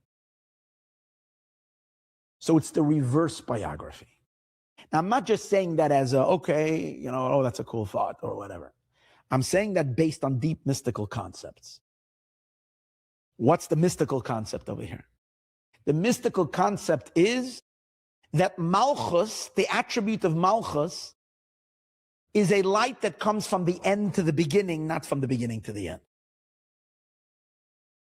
And the light of Malchus is an energy that comes from the bottom, from below. It shines upward, not from up down. So to illustrate this with a very beautiful illustration, I'd like to share something that we experience as Jews when we pray all the time. When we pray, how do we pray when we pray? We pray always facing east. Jews pray facing east because we face Jerusalem. Now, that's not an absolute concept for the entire world, because if you're living to the north of Jerusalem, you pray south, and if you're living to the west of Jerusalem, to the east of Jerusalem, you pray west. It's just that we in America and me in European countries, we're living to the to the west of Jerusalem, so we pray east. However, for most of the Jewish communities, we've always been praying east. And in America as well, we pray east. And in Europe, we prayed east because that was the direction. So we can kind of say that it's become very deeply ingrained in our consciousness that we always pray to the east. Yet there is an exception of one prayer. The prayer that we turn around and face the complete opposite direction. And that is on Friday nights when we say Lecha Dodi and we say the last and final praise. Boi b'shalom, come in peace, ateres bailo, the crown of your husband. We all turn around and face west. For a brief, and we bow down, we wait, we greet the Shabbos. Shabbos is coming from the west. And then we turn around and we say L'cha Dodi, and we turn the other direction, back to the east.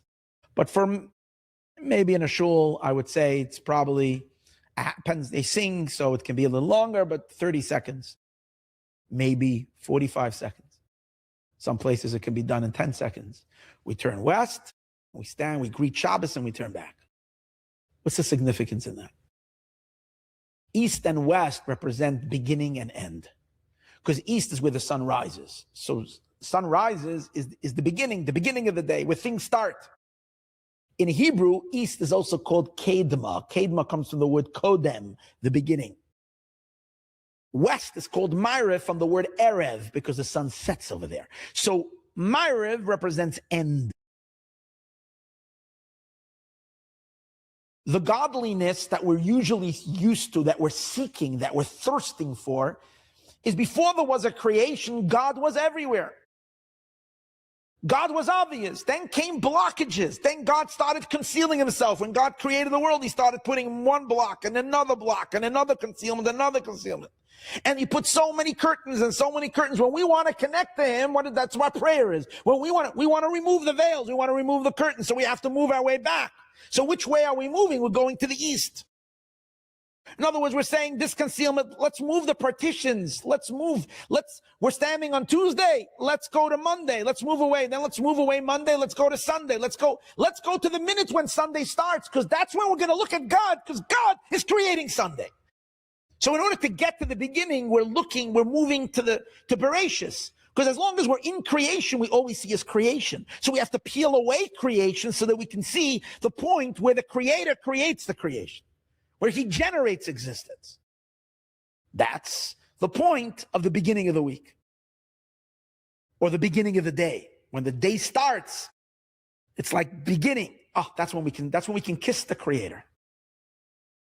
That's the significance of davening to the east. We're davening, we're seeking to rise. And east is beginning, that's in time, but in space. It's the big, in other words, but east also represents heaven. Higher, spiritual is the east. Because when God creates the world, what does he create first? He created Bereshis bara Elokim. God created what? Esa Shamayim. He created heaven first and earth.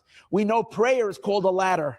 When we're praying, we're elevating our consciousness. We're climbing the rung of consciousness to go higher and higher and higher, to go from a physical materialistic consciousness, and rise to a more spiritual awareness, to an even higher spiritual awareness, to an even higher spiritual awareness, until we climb through all the partitions, until we touch that which is above existence, until we get to the beginning. That's the significance. So we're turning away from the physical. We're turning away. We're trying to clamber back to before the system of nature takes over, where cause and effect creates the time, which sets us so much into a constricted consciousness, where we get lost in all the causes and effects instead of seeing the one who's generating it all. Where do you see the one who's generating it all? In the beginning.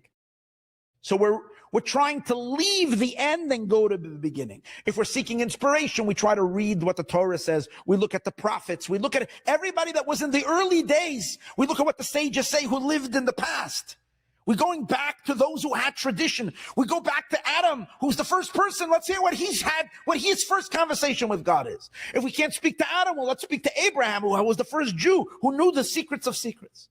And he passed it to Isaac. The more we can get back to the beginning, the more enlightened we are.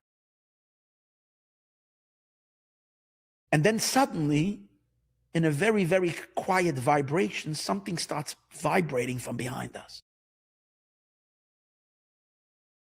Suddenly, and it starts getting stronger and stronger. And we say, hey, don't distract me. This is like, that's the tail. That's earth. That's the lowly. That's what's pulling. That's the gravitational pull that pulls to earth.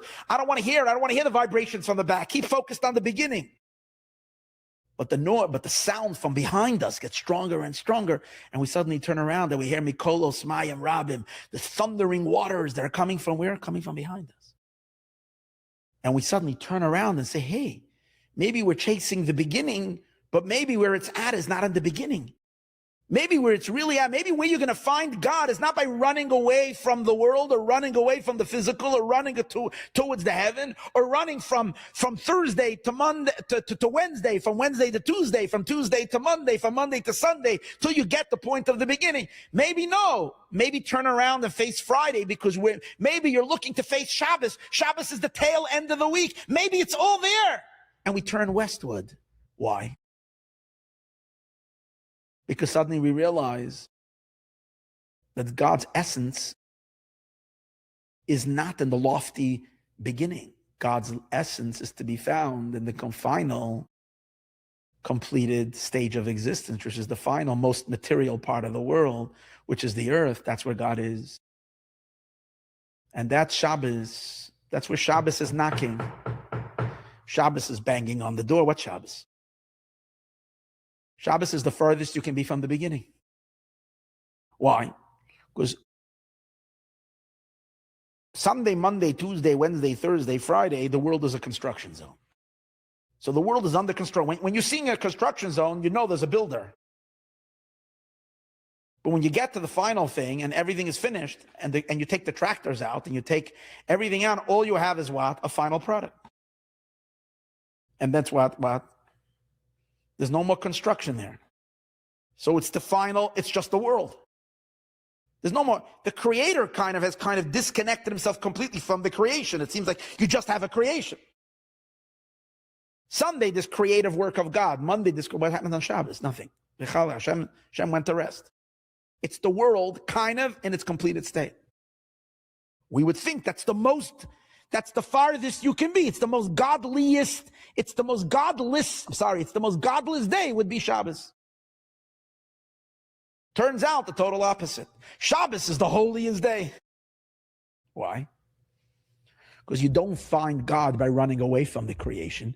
You find God by peeling into the creation itself. And guess what? Into the details of the creation. And in the creation itself, the more material, the more final product of the creation. If you're only willing to look a little deeper, you're going to see the face of the essence of God more than you're going to see above the creation higher on pre-Sunday. And that's what you're looking at on Shabbos. God completed the world. And suddenly, who do you see over there? You see Havaya, you see God himself. We are in the creation itself. And that's based on a powerful secret. The secret is not tchilasan b'soifan. Hashem wedges, a Kabbalistic concept, that Hashem wedges the beginning in the end.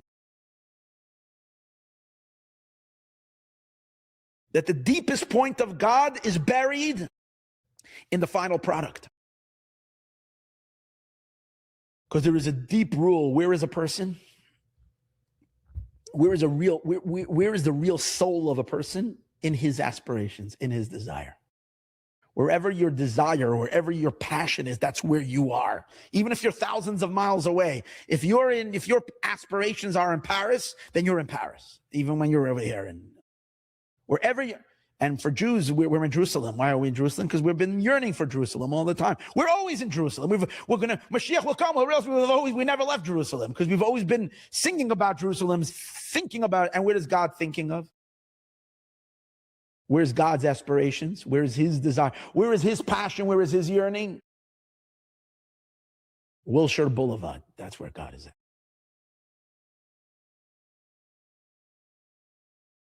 Sunset and Fairfax. That's where God is at. Say, what? God is at? Yeah. Because God wants to have a home in the lower world. God wants to have a home in Hollywood Boulevard. God wants to have a home in Times Square. God wants physical earth. And the more material and the more physical and the more earthy it is, the more God wants it. And therefore, God's essence is in the material and in the physical.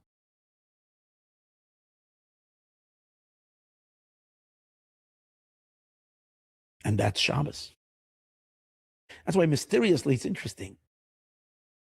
As we said, Shabbos is the last point of creation. It's the day number 7. So it's the furthest away from the beginning, yet it's the holiest. And you know what's interesting about Shabbos? The material and physical itself is holy. Regular eating is holy. In the weekday, eating is not holy. You do a mitzvah, it's holy. But regular physical, material things are not holy. On Shabbos, physical enjoyment is holy. Why?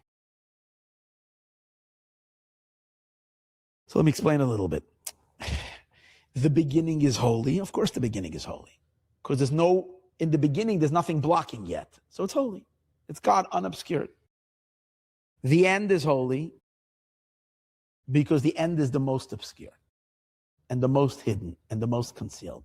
And where does God want and what is his desire and where does he plant his essence? In that which is the most obscured and which is the most hidden.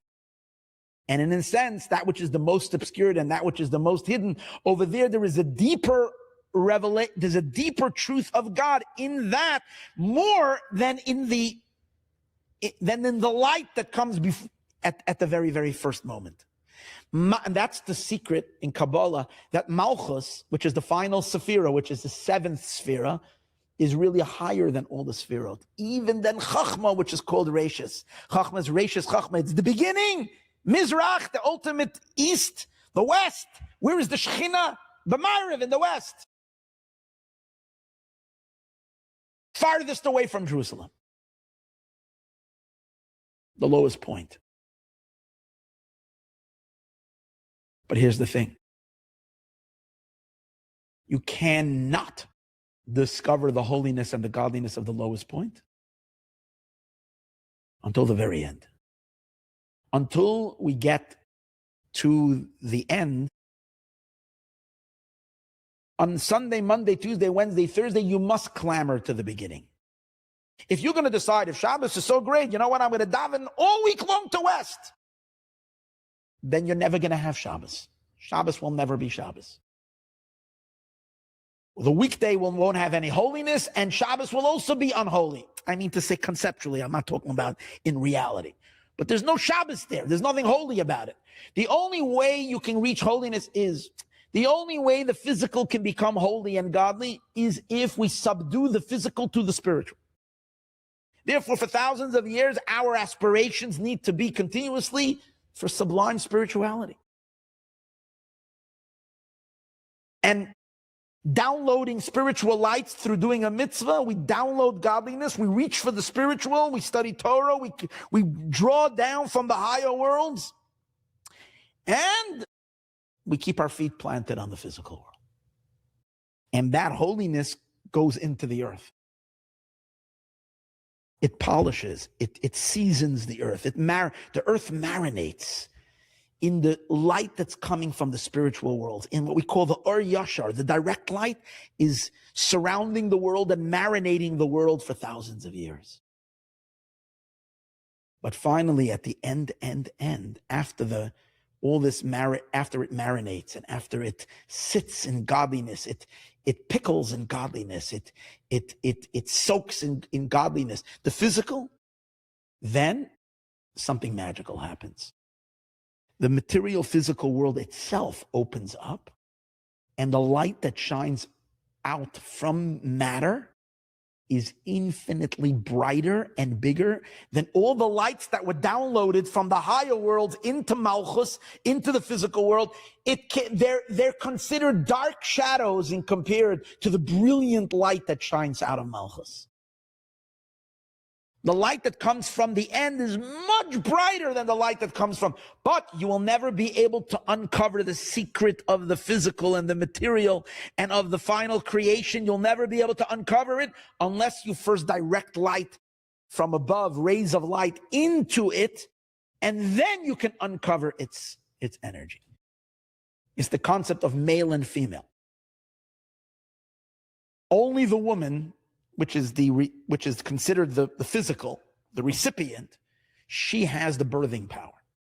But she can't unlock her birthing power to create a child unless she first receives masculine.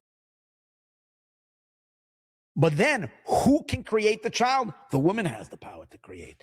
But she will only create.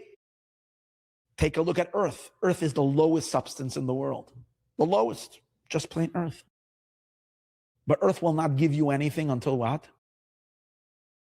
until you bring heaven down to earth. How do you bring heaven down to earth? You have to give the earth water. Where does water come from? The sky. Meaning, you have to give the earth sunlight. Where does sunlight come from? The sky. You have to give, the earth has to receive all the influences coming from what is above the earth.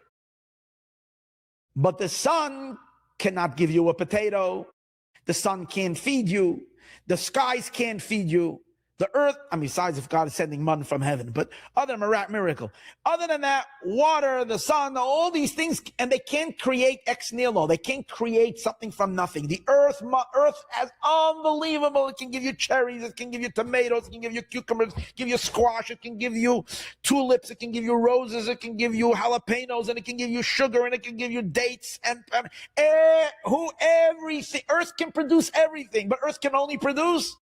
It needs to receive everything from above, take it inside itself, rot it all, so to speak, decompose everything inside of it, and then suddenly, boom, earth gives out what it can give out, and no one can give out what earth can give out. The final stage of everything is not heaven, it's earth. Earth first needs to be silent and stepped upon by everybody, ignored. And only in the end will it yield its produce. But when it yields its produce, it's the produce. And that's the story in history as well. So think about Shabbos. The holiness of Shabbos is not rooted in the beginning. Shabbos is absolutely not the beginning. It's the last day of the week. Moreover, when we say Shabbos is holy, where's that holiness coming from? It's a remembrance for the first Shabbos of creation, but that's not really where Shabbos is at. You know where Shabbos is at? Yom Shekulei Shabbos, the day that's going to be completely Shabbos. When is it going to be? It's going to be non-stop Shabbos. When is that? The days of Mashiach. That's called Yom Shekulei. That means every Shabbos that's holy now, where is Shabbos getting its holiness? This is crazy. Where is Shabbos? This Shabbos, where is it getting its holiness? From the past. The Shabbos that happened 1,000 years ago, where did it get its holiness? Shabbos is not holy because of what was in the beginning. Shabbos is holy because a little bit of the final light coming from earth upward is shining into every Shabbos. Every Shabbos has a piece of Mashiach inside of it, of Yom Shekulei Shabbos. Comes out that every Shabbos, the fact that we're getting closer to the farther we go in Shabbos, that means the later we go in time, Shabbos becomes more and more. Every Shabbos is much brighter than the Shabbos before. Because the earlier Shabbosim were closer to the beginning of time. The latter Shabbosim are closer to the end of time. They have a greater brightness of the future Shabbos shining in them. This is so great because we can embrace every Shabbos like, wow, we've never had such a Shabbos, particularly regarding Shabbos. Tefillin, for instance, is holy. Yesterday's Tefillin was just as holy as today's Tefillin. And maybe earlier because the Tefillin's holiness comes from Sinai, which is in the past. Every mitzvah, every Torah, everything is coming to us from past there. So therefore, you might say, the concept that we said earlier, it wanes and it gets weaker as it's moving. Maybe. If it's anything, it's getting weaker. But one thing that's not getting weaker is Shabbos, because Shabbos is not coming from the past. Shabbos is coming from further, from the end inward.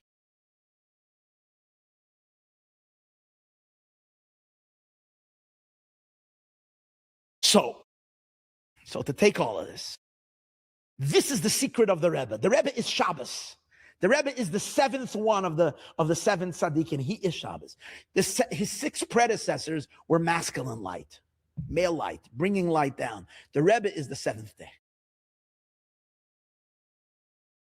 All the light of all the six Chabad Rebbeim flow to the Rebbe. If you ever learned the Rebbe's Torah, you see, he takes one thought or an idea from his predecessors, he digests it, takes it out, and the output, when he puts it out on the other side, it is like mind-blowing, brighter than the initial thought that we got from earlier.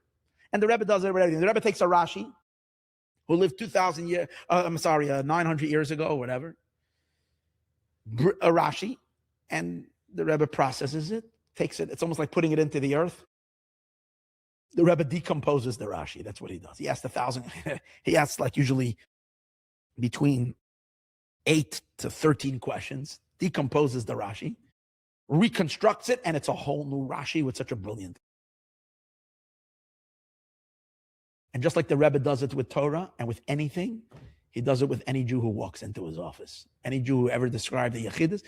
Every person walked into the Rebbe, every person had qualities, lots of qualities. You have qualities, qualities from your ancestors, probably from your upbringings, qualities from certain inborn qualities, certain qualities that have to do with Torah that you studied, people that you have known, whatever it is that create the arsenal of qualities or the combination of qualities that a person has. But when you walked into Yachidus, the Rebbe took you into his womb and processed you. And then he empowered you. When you walked out, suddenly the very same person becomes a communal force, becomes a driven, because the Rebbe gives him a mission, and the Rebbe says, you have all these qualities, now use it and take it and make with it and run with it.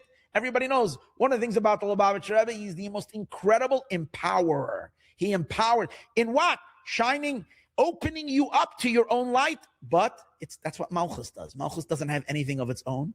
It receives, it takes in, but it unearths the power, opens it. So let me share with you something. Spoke about 85 years, about what the Rebbe said about. The Rebbe says something gewalt. The Rebbe says when the Torah was given, what was the target? Torah is the will of the Creator and the wisdom of the Creator that is above the cosmos.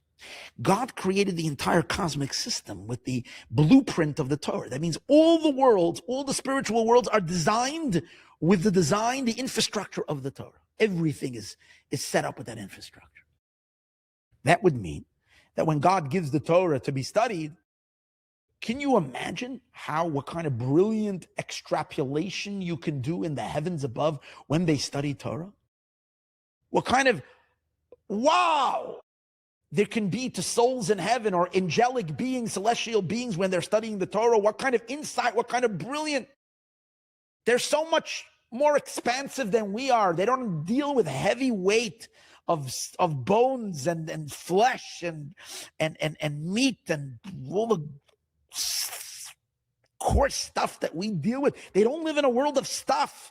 They live in a pure world of ideas, pure world of light. Can you imagine what kind of light and what kind of exhilaration they can have in the heavens above? Yet we know that the Torah just passes through all those worlds, and the Torah is not interested in being It applies to every world, but it's not, and they study it in every world, but that's not where the Torah gets its fulfillment, and that's not where the Torah is meant to be. When God Almighty came down, gave the Torah, he didn't give it in the world of Atzilus, in the world of emanation. He didn't give it in the world of creation. He didn't give it in the world of formation. He gave it in the world of completion, which is our physical material world. In the chunkiest world, in the thickest, densest, materialistic world, that's where God planted his Torah. Why? Same principle like we said above. Because the Torah is meant, it's the real power of the Torah will only manifest where? In the final product, which is the physical world. In the densest, that's where it's going to come out. So the Rebbe says, we can take it further. He says, okay, the Torah was given in the material world, on the physical world, where it seems like today it is so constricted and so limited. The Rebbe says, okay, fine. But the Rebbe says, listen here, we studied the Torah and we observed its mitzvahs in the upper part of the globe. But the Rebbe says, based on the concept that the reason the Torah was given in the physical world is so that we should reach the real matter, the real material of the material, we should connect, we should apply the Torah godliness to the lowest, because God wants to reveal himself in the lowest thing. The Rebbe says the Torah really is not going to reach its ultimate fulfillment until we will start running the program of Torah in America. Because America is the lower half of the globe. And it represents a far more materialistic space. A thicker, denser, more material, more resistant to godliness space. That's the lower part of the hemisphere. based on the concept that we discussed in earlier classes, where you look at Israel as the top of the globe, and then based on that, America is on the bottom. So the Rebbe says the real giving of the Torah doesn't start until the 1900s, because that's when Torah comes to America. And guess what? It was very hard. It doesn't stick. Why doesn't it stick? All the people who come to America, the 2 million Jews that were on their way, were losing. Torah didn't stick to them. When they were living in Europe, when they were living in the Middle Eastern countries closer to Israel, Torah was sticking to them because the environment was not so dense, was not so thick. America's got a lot of ego, a lot of self. There's the power, the sense of autonomousness of America is so strong. Sense of the power of an individual. I am, and I have my life, my rights. There's such a boost of selfhood that a Torah which requires surrender to God, it's not fertile soil. America is not fertile soil for Torah to come in. But the Rebbe says precisely because of that, the Torah belongs in America more than anywhere else. So the Rebbe says, guess what?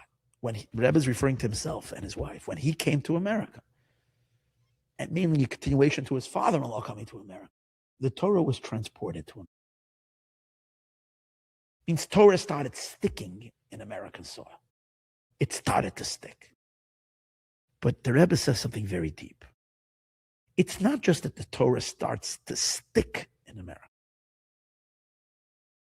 Once it takes hold and it sticks in America, guess what? The true potency and the power of the Torah is unleashed.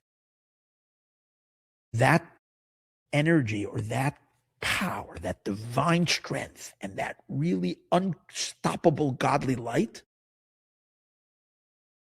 is only released when the Torah hits the lowest tier.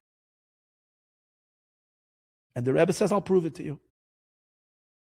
Torah was in the world for the last 3,000 years, and it only was observed in certain limited communities around the world, certain pockets of light, powerful pockets.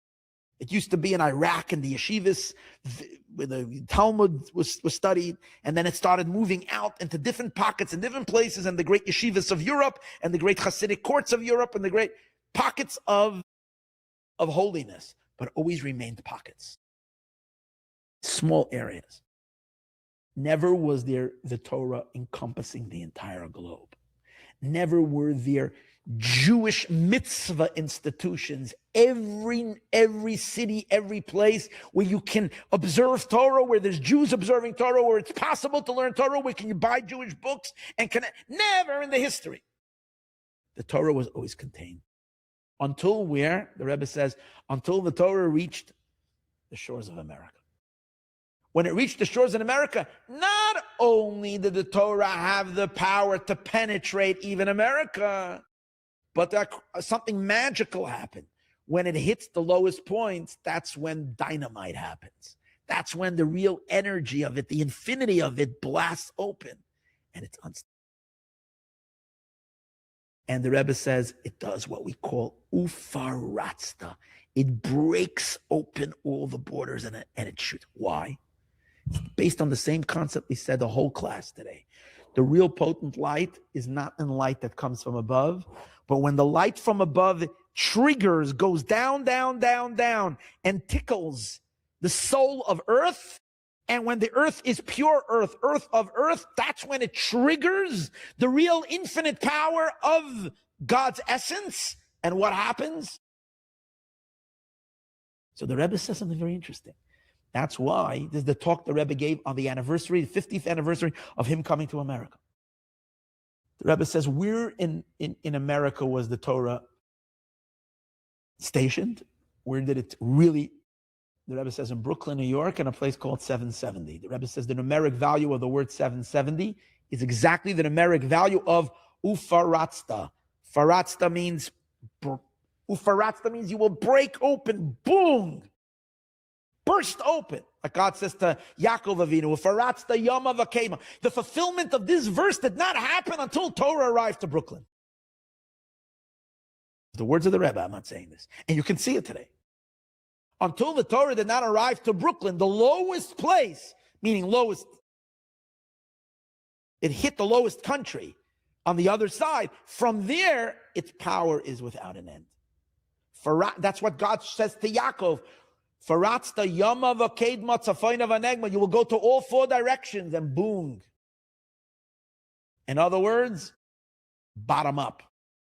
The power of Malchus, it's only the seventh generation. The Rebbe's power, which is the seventh generation. Malchus is light, it's the light of Shabbos. It shoots up from the bottom. It shoots from the end to the beginning, from the bottom up. Messianic light, from the bottom up. From the end to the beginning. From the final destination and from the final purpose, it validates everything that happened before it. It gives meaning to everything that happened before.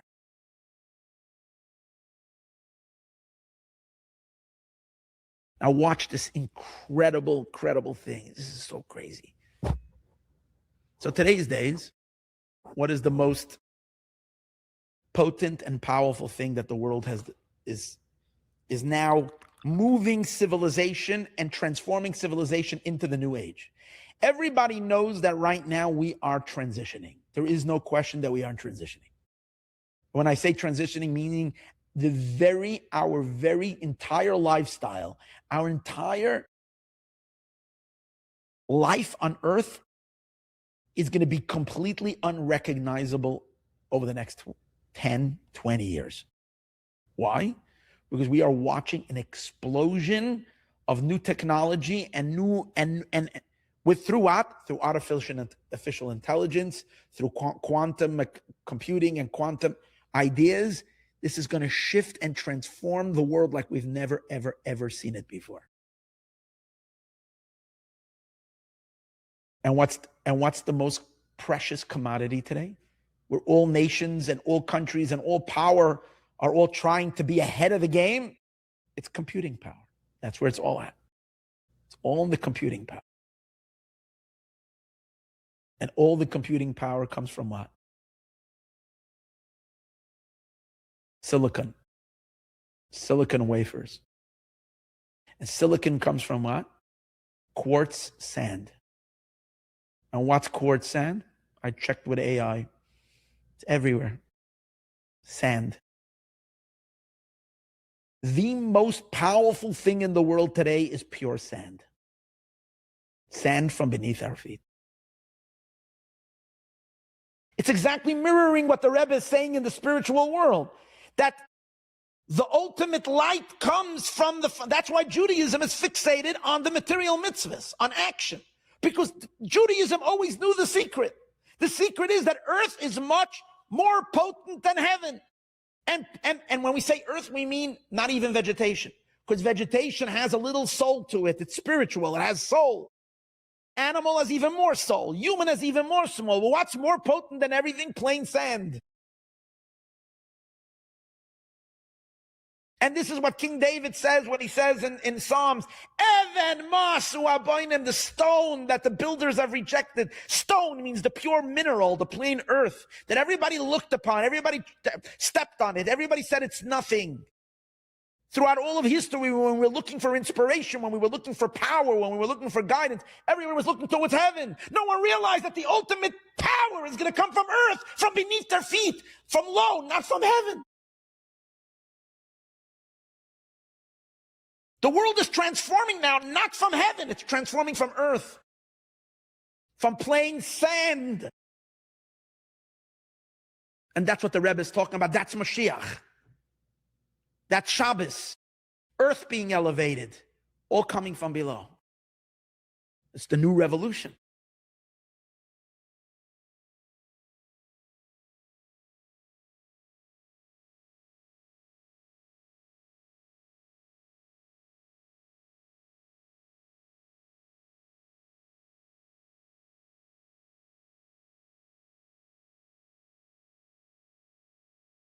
The Rebbe is at the center of all of this.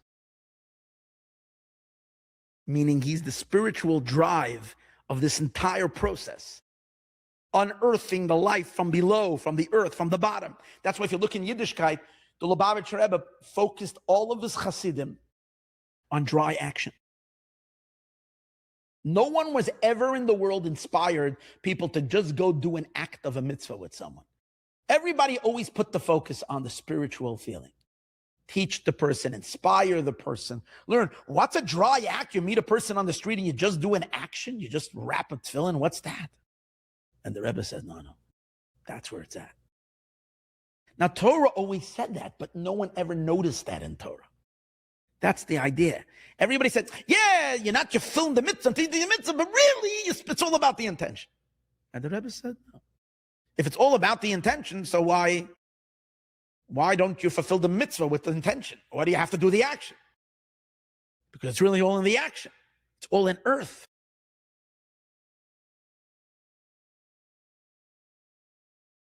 So let me put it this way. When God came to Moshe and said, I'm giving you the Torah, and Moshe said, where? And God said, on earth. Moshe wondered, said, on earth? And then Moshe went to heaven to get the Torah. The angels were screaming, what are you doing, God? You're giving such a powerful Torah on earth. Earth is so junky.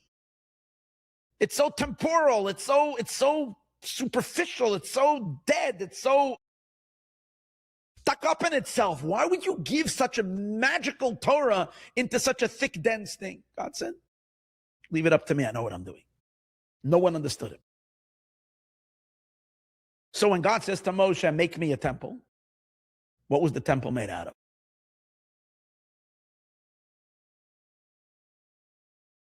Moshe made a temple of earth. First he thought, well, a temple for God should be made in heaven. I said, no, God said, I want to do it on earth. So Moshe went based on God's instructions. And he made the temple from the most spiritual things on earth. So he made an earthy temple, but he used the most spiritual items. What did he use? He used wood, because wood comes from trees, which trees have a soul. He used animals for making the tapestries, the skin, the animal, the roof was made from skins. Weird. Why couldn't you use other construction materials? You can take animals, hides. Because there was always a sense that you need something spiritual to connect to God. So we're going to take something that once had a soul, even though it doesn't have a soul now that it's dead, but it once had a soul. At least it's material from something that has a soul.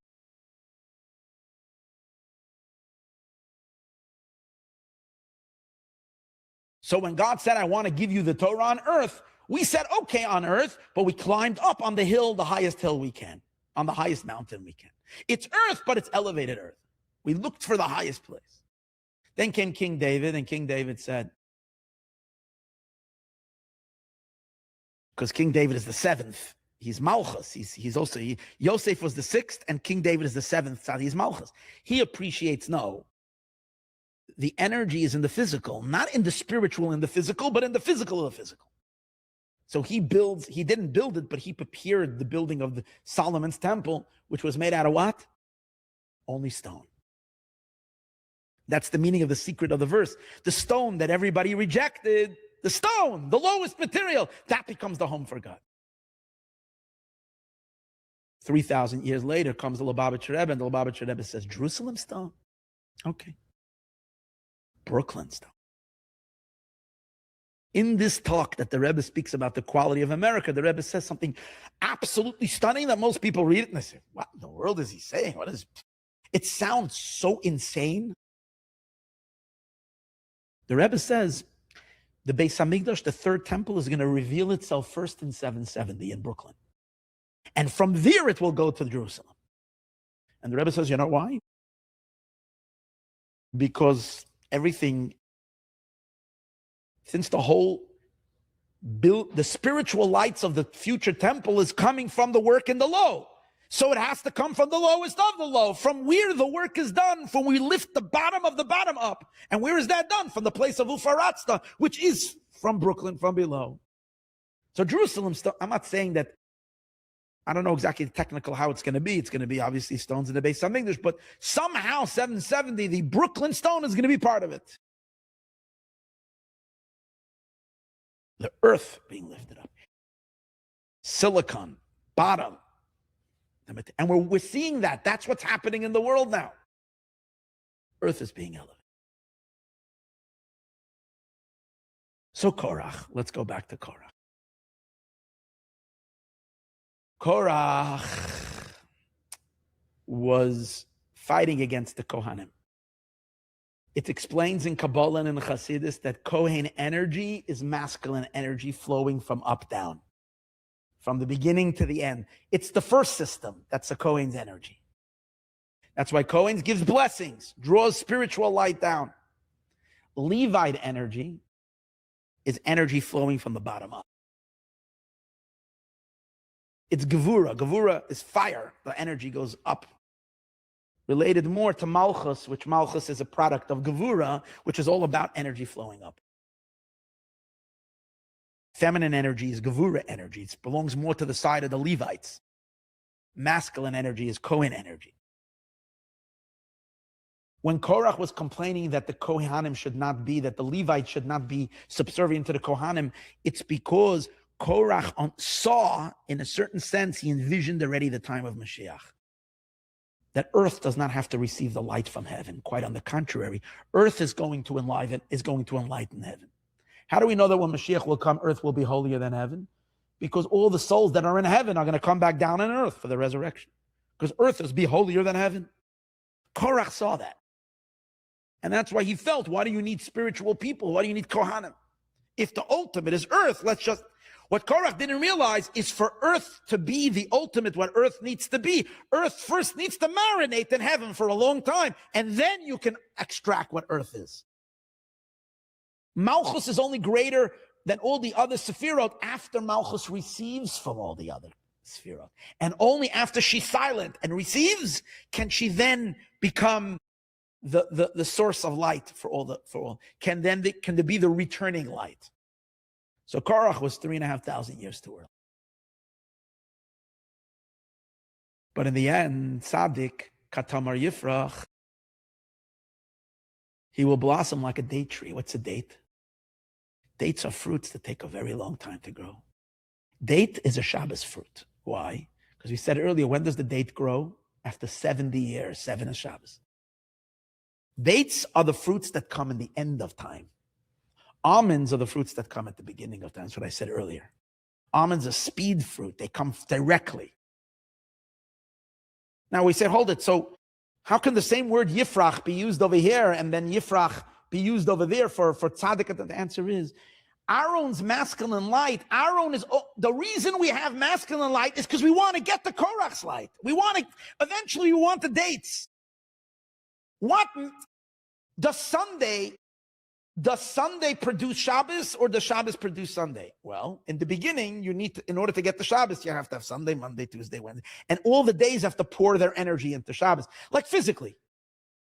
Shabbos is the most powerful, most magnificent, beautiful day. But if you didn't cook on Sunday, Monday, Tuesday, Wednesday, Thursday, or didn't do work, didn't earn a living, then you don't have nothing to make Shabbos. Shabbos, you can't work. Shabbos, you're not allowed to make $1.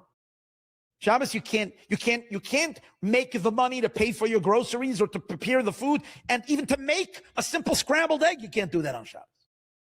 Everything must be produced during the week. Everything has to feed Shabbos. But the food of Shabbos is 1,000,000 times more special than the food of Sunday, Monday, Tuesday, Wednesday. And when you have Shabbos, Shabbos gives meaning to Sunday, we realized once Shabbos came that the reason we had Sunday was only to prepare for Shabbos. So you can't get the Shabbos until you go through all the other energies. So Korach was wrong. You need to have a Kohen. The staff of Aaron needs to Yifrach, needs to sprout with shkedim, with the almonds, which is a flow from up down, a speed flow, as we spoke earlier. Speed is anything that comes from heaven, comes with tremendous speed.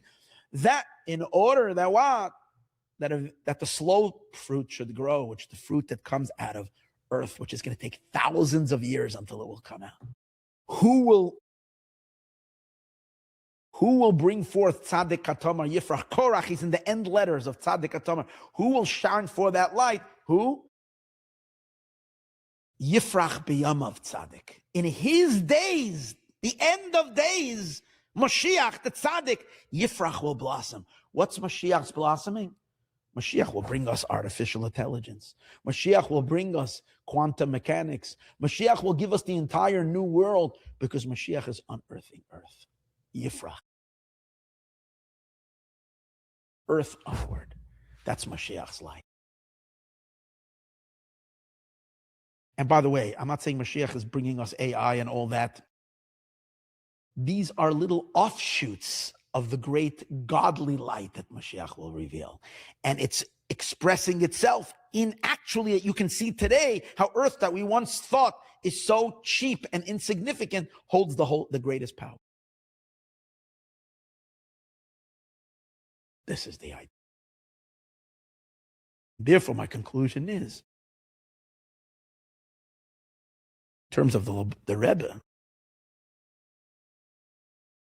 we're moving towards him, we're not moving away from him. We're moving towards Malchus, we're moving towards Shabbos. It's interesting, when do we say Tzaddik Atamar Yifrach and meet Korach? When do we meet Korach and see him as a Tzaddik? After we turned westward. Friday night, when we say Boyu B'Shalom, we turn westward. We go, we greet Shabbos. That means we go and we look, instead of looking to the beginning, we look at the end. Then we could turn around and look back in the Siddur and say, okay, now Korach can pop out, Tzaddik Atamar Yifrach, and we can find Korach as a Tzaddik. We can't find him as a tzaddik until we turned around and greeted Shabbos, which means the light coming from the end, the light shining from the end of the tunnel into the tunnel, not the light coming from the front, but the light coming from the back. And we might even argue and make the argument that really from the Baal Shem Tov is when the light started shining from the end. That's why we say, for example, Chassidus, it's explained. What's Chassidus? Chassidus is a taste of the food of the days of Mashiach. It's like when you taste Friday, the food of Shabbos. When you're tasting the food of Shabbos on Friday, it doesn't mean, technically you cooked it on Friday. But the reason why it's special is because it's Shabbos food. So the Shabbos food is shining into Friday already. If you eat your Friday kugel or whatever it is that you're tasting on Friday, and you're saying, it's so good, you're tasting Shabbos. It's not Friday cholent. It's Shabbos cholent that you're eating on Friday, and it's delicious because it's Shabbos fruit, and you're getting a taste of Shabbos before Shabbos. It's a reverse energy.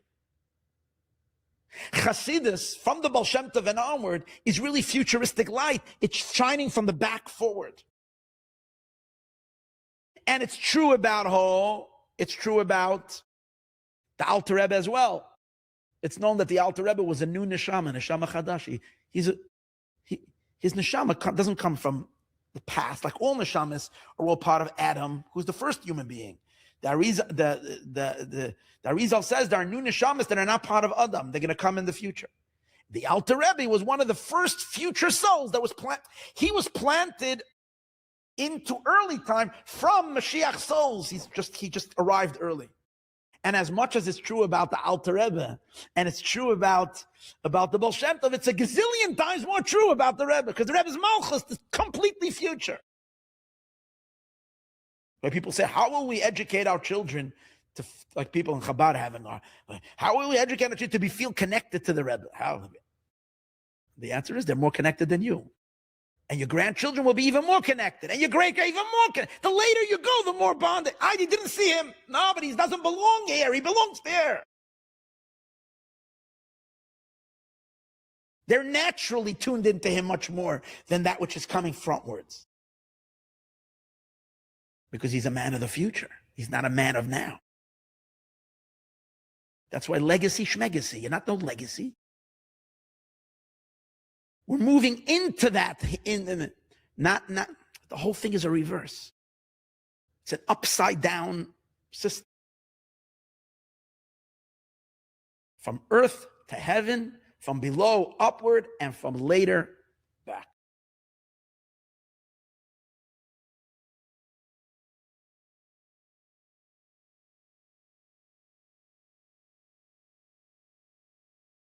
May we merit the complete redemption, and may it be now.